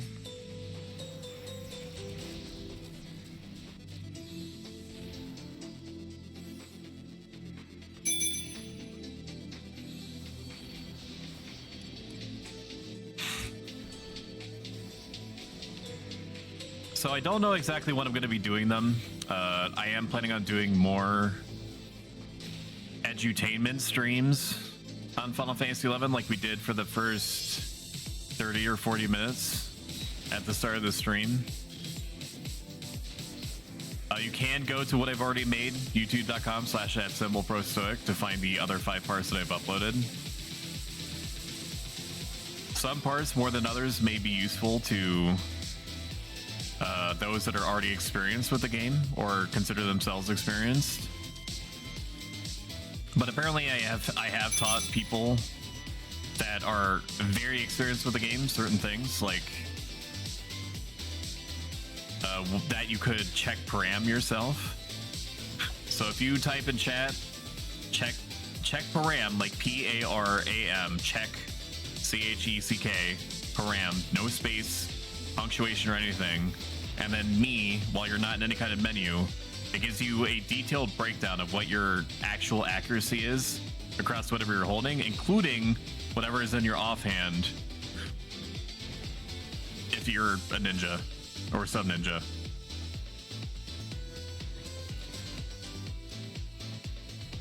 So if you're ever curious about whether or not you do in fact get 2 rounds of experience boosting from having like 2 bone knives out, bone knife +1s, yeah, you do. And that's one way to check. But I need to write more material. I need to write, for example, guides about how to make money when you don't really have much, or when you just want to consider different avenue sources. What else? I'm trying to think. I could probably write about an hour's worth of material about cooking as a craft. Unfortunately, I wouldn't be able to do the same for any other craft. I'm just flatly not familiar with the trials and tribulations of any other craft. I'm gonna admit this on stream in front of a live studio audience.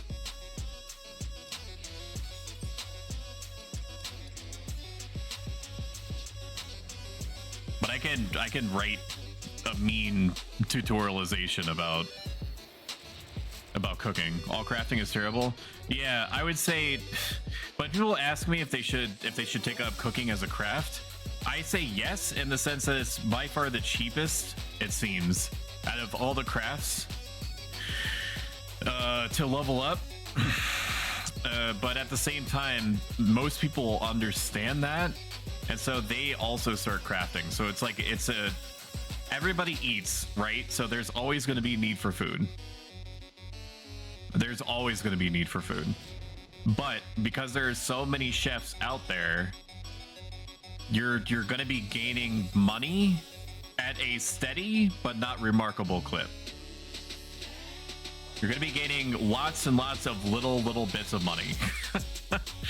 Okay, you can level up your craft just buying from NPCs for NPC prices aka good prices, non-AH prices for the most part, all the way up to level 80 or 90.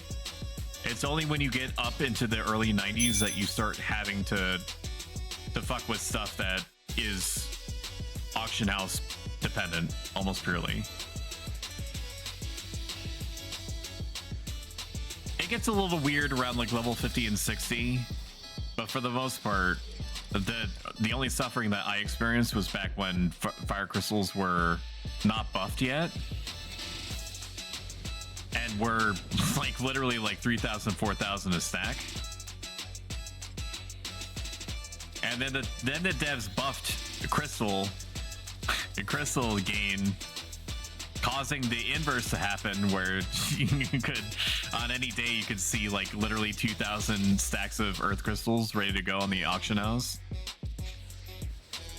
I could talk a little bit about fishing. I'm more familiar with fishing than I would like to say. I haven't gotten anything. I think I'm like level, what is it, 45 or something.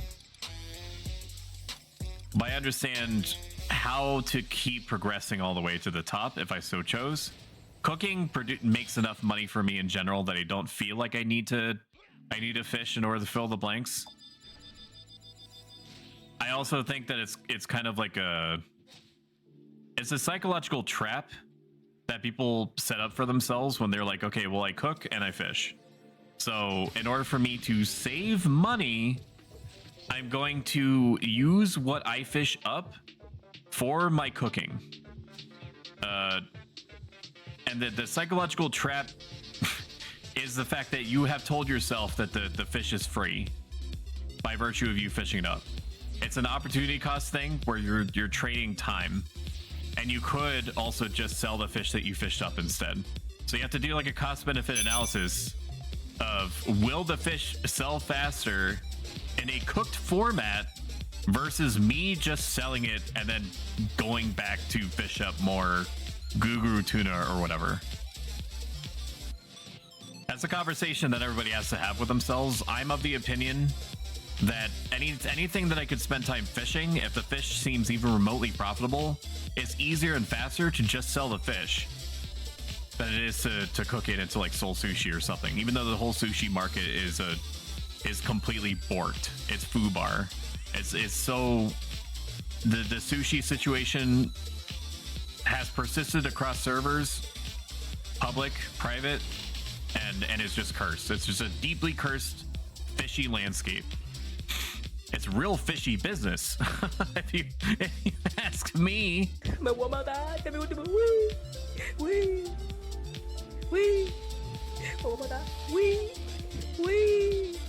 Digging is something that I failed to get into, and I know that I'm Omega sleeping on it. Cooking is about all I'm willing to do for money, and I could pretty comfortably do that with some crafts. Like mushroom stew is always reliable. Really, the only thing that you have to fight with on the auction house is puffball sellers and people that are flipping popotos and Selbina butter and stuff for like 10 times more than it's actually worth. And yes, you could just make it yourself, and I often do, but still, dude.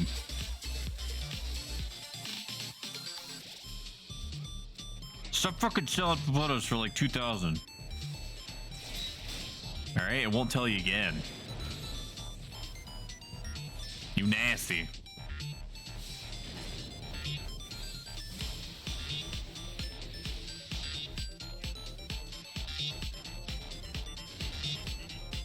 Let's see what else I have. I also needed to teach people about people that are so inclined. Let me rephrase.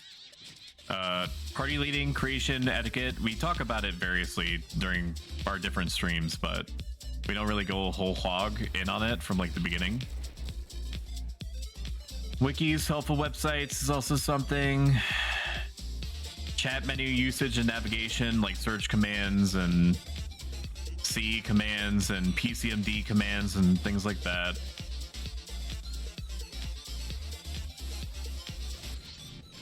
But after I go through all that, I might have to, congratulations, I might have to really think about what else what else there is to talk about. I mean, like, most of Final Fantasy XI needs a wiki. There are some things that you can compartmentalize in a way that's easy-ish, or somewhat easy to make sense to a new player or like a newish player. But there's some stuff that's advanced to the point that they'll gradually absorb information about, like an amoeba.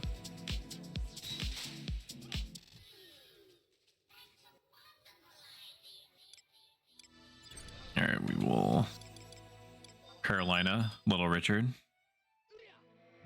If I can reach him, I'm assuming I can. The day will be great, and I will be so thankful when I am able to spring water. I understand it's only ultimately giving me 20 extra MP than what I started with. But it'll feel nice. It'll feel nice. It'll feel like I'm doing something. And who doesn't love that? I mean, technically it is doing something. It's giving my mage buddies in arms just that much more MP to work with, and it also makes me feel like I'm coming out on top even more so than I actually am, just because I see my numbers do be going up and whatnot.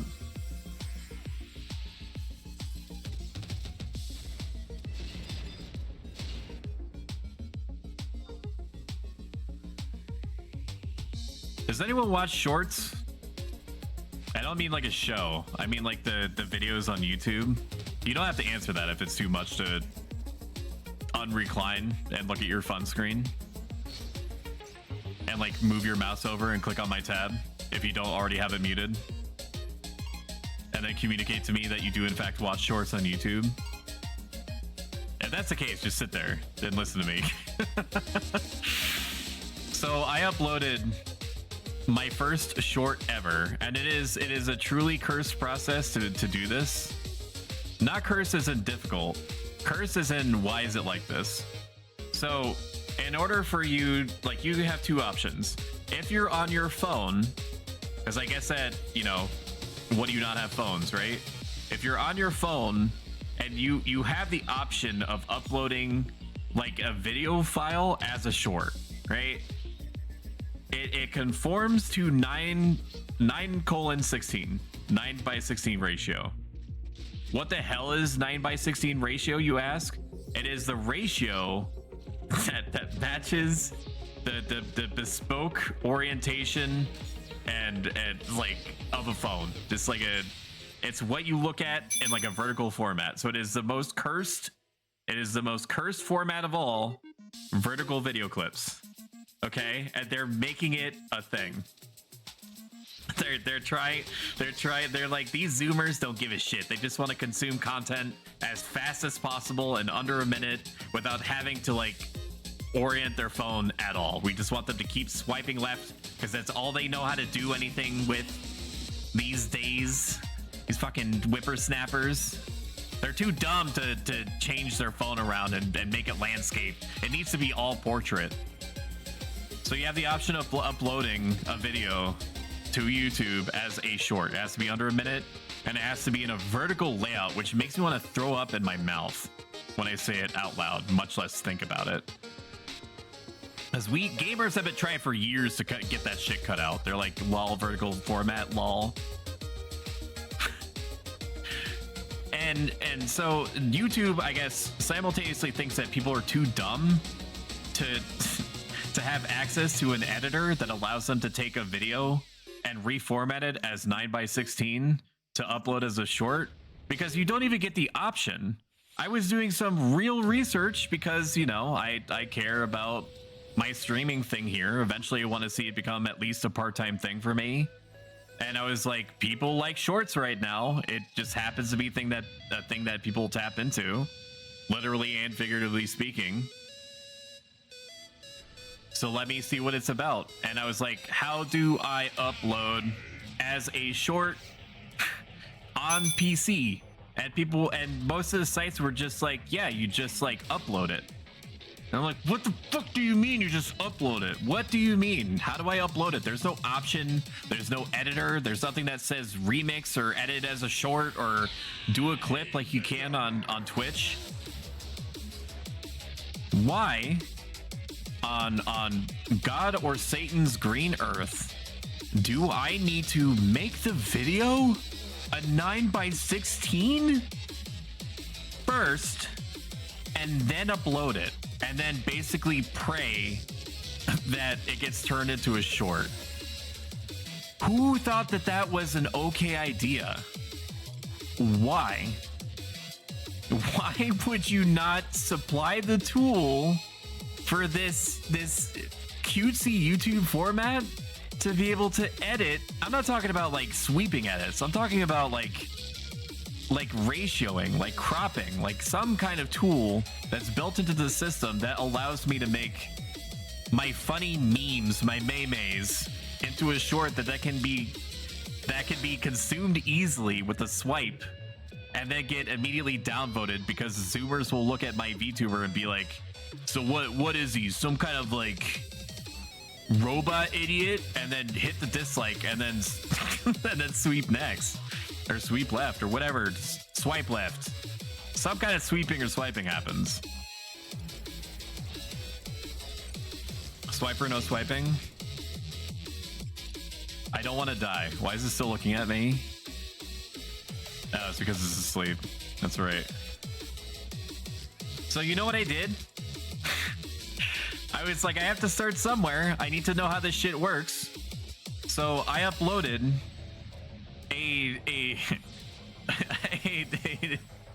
an aspect ratio ket, okay, version of a recent clip that he did from Thursday's stream, yesterday's stream, because I've lost grasp of time and space. It's a 16:9 video clip that I have forced to become 9:16, and what that means is that it is a horrifically stretched vertical slice that is compressed to shit towards the middle. It's like it's a little less than having the horizontal but keeping everything. So it's this horrible squished thing that, I shit you not, chat, was viewed 90 times within the span of about an hour. So obviously the short algorithm is like its own beast, dude. It has its own like machinations that are happening rapidly in the background. That's completely separate.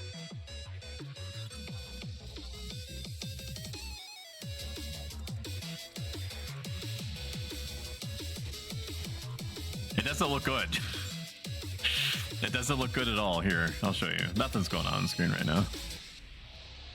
All right, let me find it. YouTube.com/prostoic, or sorry, /@prostoic. 92 times. All right, look at this. Look at this piece of shit. Nope, that's the wrong one. Let me close this out. I don't need this anymore. Look at this. Look at this, dude. Just look at this. Imagine this pops up on your phone, how pogged you are. I have Husk infection, bro. And there's a fucking crawler down here.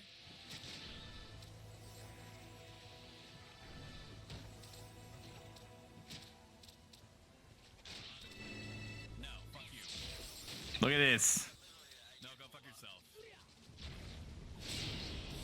The name is 9:16 ratio sucks, and then the normal title. And I'm gonna upload all my clips like that because it pleases me.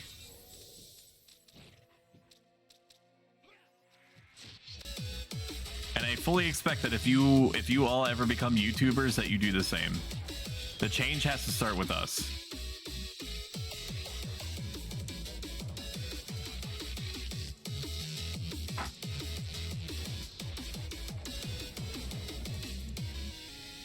I know I'm right here. Apparently I've had it frit out for like 20 seconds and I haven't done anything.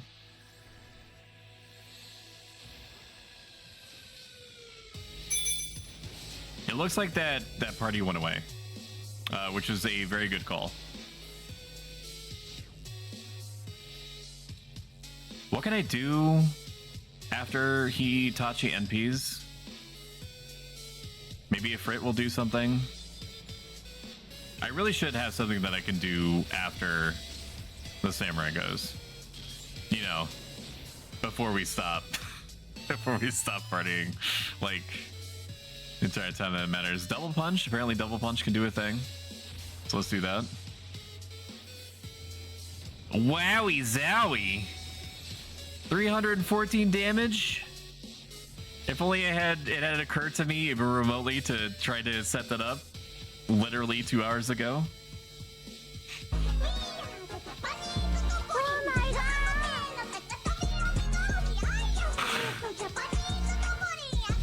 It's fine, better late than never, right? That's what they always say.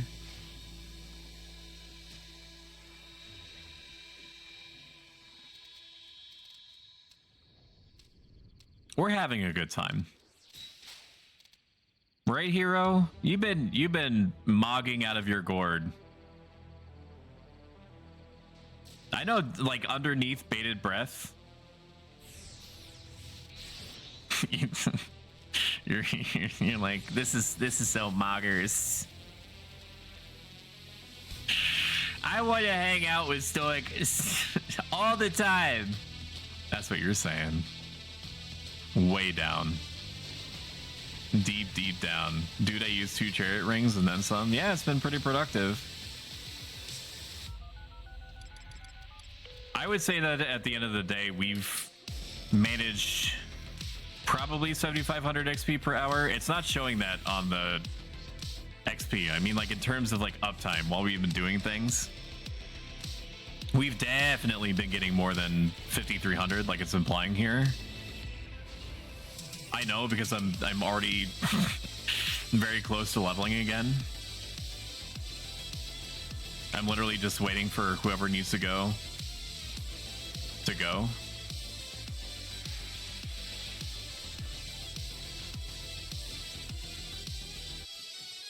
Anything at or around 7,000 XP, I would say is gonna be a good party. Sometimes things happen. You know, you have your Beastmaster show up, and then 3 fights in, he's like, "Yeah, I have to go wash my balls," and then leaves, forcing you to wait an additional 20 minutes for somebody to come out. True story. Not the balls part, although for all I know, that could have been going on. Just like the rest of it. We'll do a Frit, and then we'll keep a Frit out. So we'll get a Frit out, and then we'll have him Crimson Hell. Or Crimson Roar, sorry. Do I have a Crimson Hell? I do have Crimson Hell. I don't know why. And then we'll have him attack. Let me update that. Wait. No, Crimson War is the name of it. Did they change the name? That's weird. Because I'm telling him in my macro to do Crimson Hell, but the move that he's doing is Crimson Roar. So I'm assuming that they needed to name it something different in order to have the version get implemented that is 3 minutes of attack boost as opposed to 30 seconds, which is what it used to be.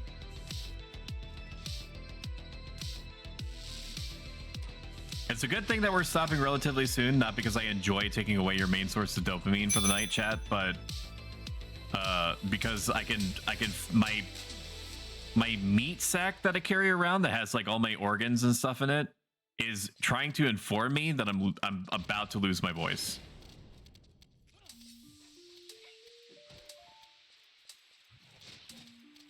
And that sucks. Because I needed to do streaming tomorrow. If I actually lose my voice, then maybe I won't stream. Even though I'm going to be playing it anyway, so I might as well stream. Because I'm going to be talking the whole time anyway. So we will stream. I'll just lose my voice for Sunday. Which is actually a net benefit for me.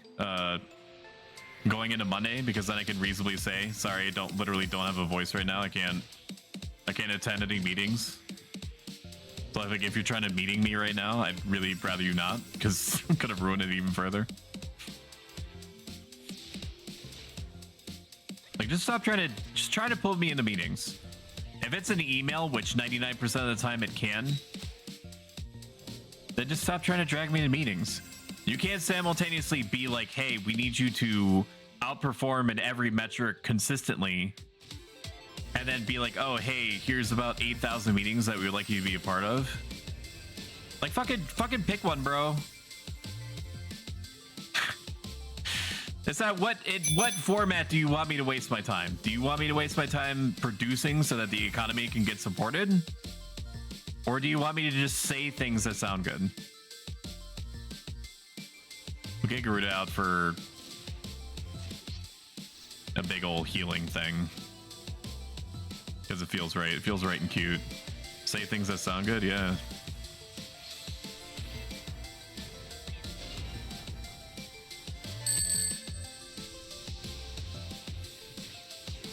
It jump scares me whenever she does that call out, because while it's not abrasive, I almost never hear it.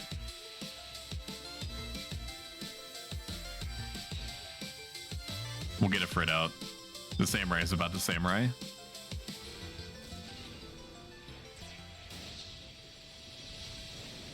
I think I have the wrong coral selected, so let's get the right one. Go get him. Fuck him up. That did pretty good.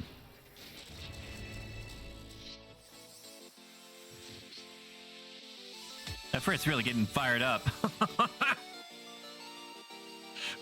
Oh, man. We have a good time, don't we, chat? This dance that we do on this platform that's a borderline monopoly. Is Kick still doing okay? Has anyone ever checked on Kick lately? I know that I'm gonna make Mr. Bezos mad, and I'll apologize later, gratuitously. But I have not remembered that Kick is there, and that's typically because I'm on the razor's edge of the popular culture zeitgeist all the time. That's typically not a good sign. I don't think I've ever checked it out. The most recent thing that I was aware of is that they were sensitive about the framing of the conversation about them being basically functionally a vehicle for the gambling side of their enterprise. And by their, I mean the people that own the website is owned by like a massive online gambling company.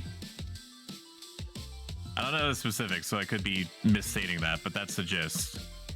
And so they changed it so that you can opt out of seeing both bikini hot tub streams and anything to do with gambling, or anything that self-labels as gambling. And that was the last thing that I heard or actively paid attention to as of like 4 or 5 months ago. Oh, man. If Twitch did not have a exclusivity clause built into their affiliate contract, which I am bound to, I would absolutely be simultaneously casting across YouTube and Kick and pretty much wherever else I can broadcast, because it makes no sense at all why you cannot. Like, if I was like a massively big fish, which I am not, but I know that I talk a pretty good game. I am not, in fact, a top 1% of streamers. I am not XQC or Amaranth. I have not purchased yet a giant inflatable pickle Rick. Inflatable, I guess, because there's no other word for inflatable. And I have not stood in front of a camera and been like for 30, 45 minutes. Okay, I'm really gonna do it. Okay, I'm gonna take it off. Okay, I'm really gonna take it off. I'm really taking it off. I'm really gonna take it off. Oh, what'd you say in chat? No, I'm just kidding. Stop distracting me. I'm gonna take it off. I think that if somebody told me in passing, so I need to independently look this up. Not that I believe or allow myself to think it's going to matter for a while, but I think that Twitch partners have the ability to simulcast, which is the only explanation that makes sense to me, given that there's a couple of Twitch streamers that I tune into that I know for a fact simulcast across YouTube and Twitch. So either they are insanely lucky, or there's some type of pass that they're paradoxically offering to people that are in the partner program, probably because they're afraid that they're going to leave if they don't. So I'm basically I'm basically part of like the chaff that keeps, you know, for the weirdos that comprise this lovable weirdos, I should say, and that includes myself, that comprise my viewership. And so they're like, no, you fucking stay here. They can go where they want because we're afraid that if we don't let them simulcast, that they'll go away, and that'll suck for us. It wouldn't suck to use you. We can have exclusive rights over. But like, we actually care about about whether others feel like they can do what they want or not.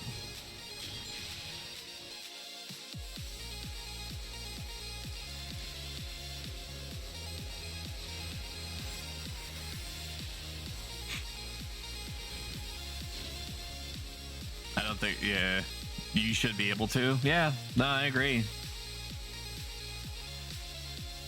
And Kick made a big thing early, yeah, they did make a big thing about, you know, you're not bound to any kind of exclusivity. Now, granted, they were and are and probably will be for an extremely long time in a position where any kind of growth at all is required, even at an extreme loss or a perceived extreme loss, in order for them to have any kind of sustainability as a platform, not as a business, but as a platform.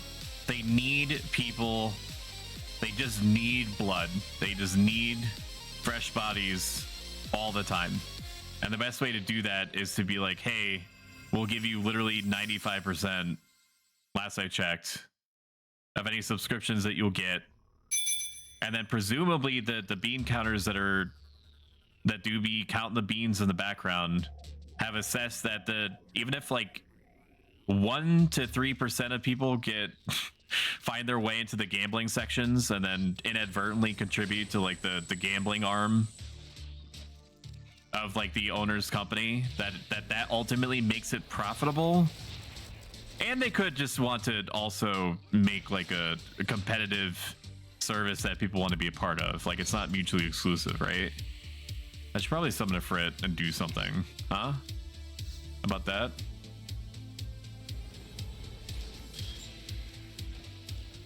I mean, we are doing something.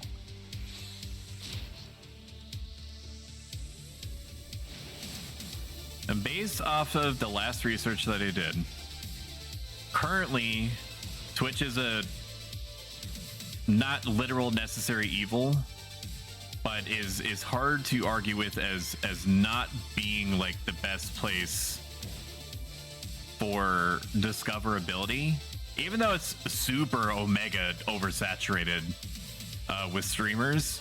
It is still easy-ish to just find a game that you're interested in and then be shown a blanket number of streamers that are participating in whatever it is that you're trying to look at. On YouTube, that same process is ass. It is hidden in what appears to me to be a sea of menus that makes it really difficult to see if anybody is streaming about any particular thing, unless you have a specific person in mind and you want to specifically see if that person is streaming. It is set up as a video host first and a streaming platform second, which makes sense because that's what YouTube's been for about 1,000 years.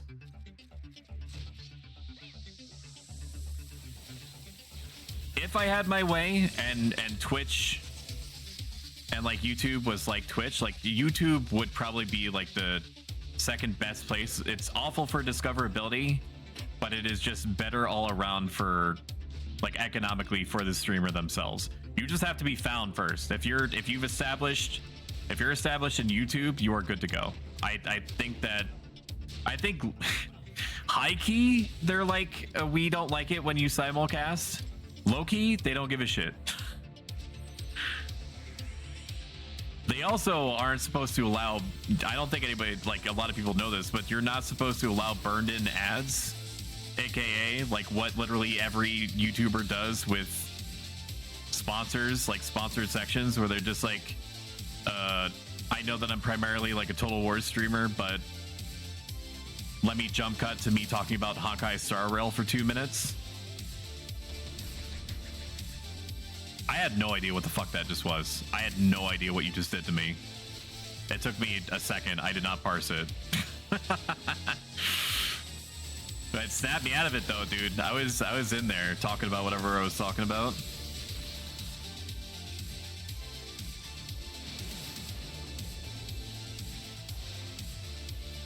I guess we're at the point we'll have to go to friends want a party. Yep, good to stop anytime. I think that it would make sense for me. We can get Cal's level. I think what we do, chat, is that we grow our community here. If you are willing to venture with me in the future in this theoretical world that we're creating in real time right now, where we grow our community here, and then we go somewhere else that allows me to more quickly and easily make this a part-time thing. And I'll send you all updates to your psychological contracts later. I just want you to think about it. Okay? Don't do anything about it. Just think about it. My people will get in touch with your people and we'll sort it out in the back end. I will go wherever as long as it doesn't involve me going outside. So fucking true. Dude, are we the same person? I know that, I think that you asked this before, which kind of like, it kind of like cements the deal, really. Oh, yeah. What a no-flow and or stoic thing to say. So true, man. +1, +1, +2 even. Oh. That was a lot of cat death.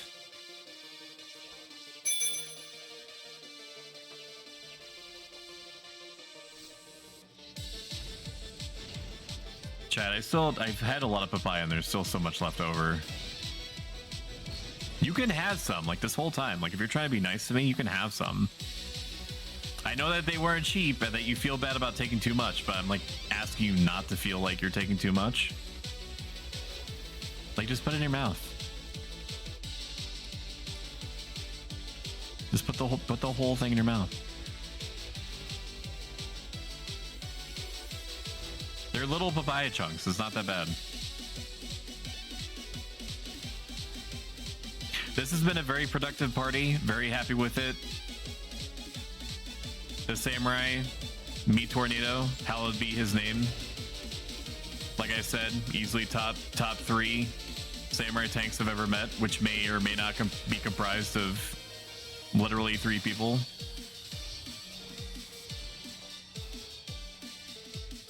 For the short time that he was with us, the little Taru Paladin did the Lord's work. He healed, he protect, he attack. White Mage is white maging. Bard also did great. And Callium was he did hit the animal real good with a giant sword. Really crushed the shit out of the local fauna over and over again, ad nauseum, just really systematically depopulating what is just a series of creatures that are just trying to make it out here. So yeah, no, that was good. Good job, hero. I'm proud of you. I'm proud of you, bud.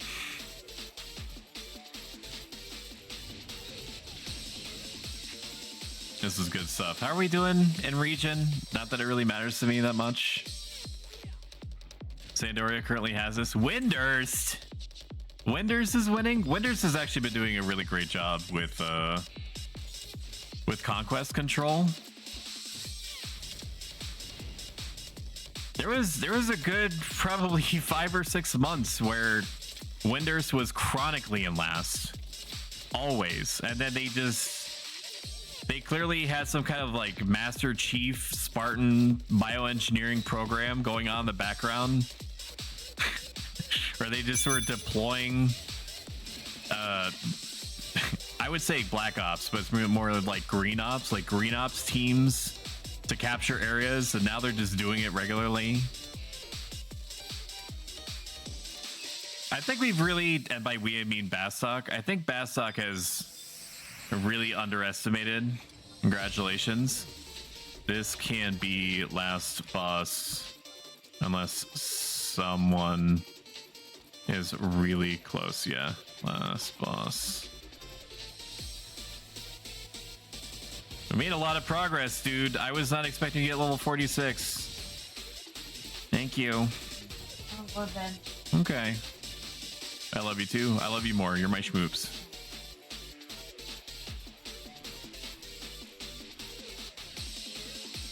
You're my little pudding pop. You are, though.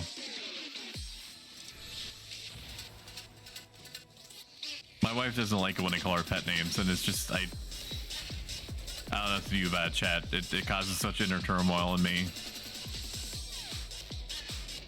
My dog likes it. Our dog. I haven't even XP'd, I think, in about 2 weeks. Really? Well, you have, like, you're pretty... I haven't had a really good look at you outside of, like, a couple times that I've examined you in passing. But you're pretty decked out. Like, are you... What was the last thing that you leveled? Have you been meriting at all, like, in the last month or so? Like I mentioned, I'm basically buying time until, thank you all. Everyone did really good healing, tanking, DDing, pulling, a lot on whatever you want. Okay, that's gonna be it. I'm gonna save you guys from watching me get back to the Mog House. Literally stay right here. Do not move. I'm going to send you off in bulk to someone else. Next stream is gonna be tomorrow, 2 p.m. Eastern Standard, or your regional equivalent. We're gonna be doing Barotrauma, the spooky sub cooperative game. And I'm probably gonna be captaining, and that's gonna be exciting, presumably, to watch. So you should be there. /raid. If you liked what you've experienced so far, make sure that you mash that follow button. It's a free action for you, but it means everything to me, and it helps out the channel a ton.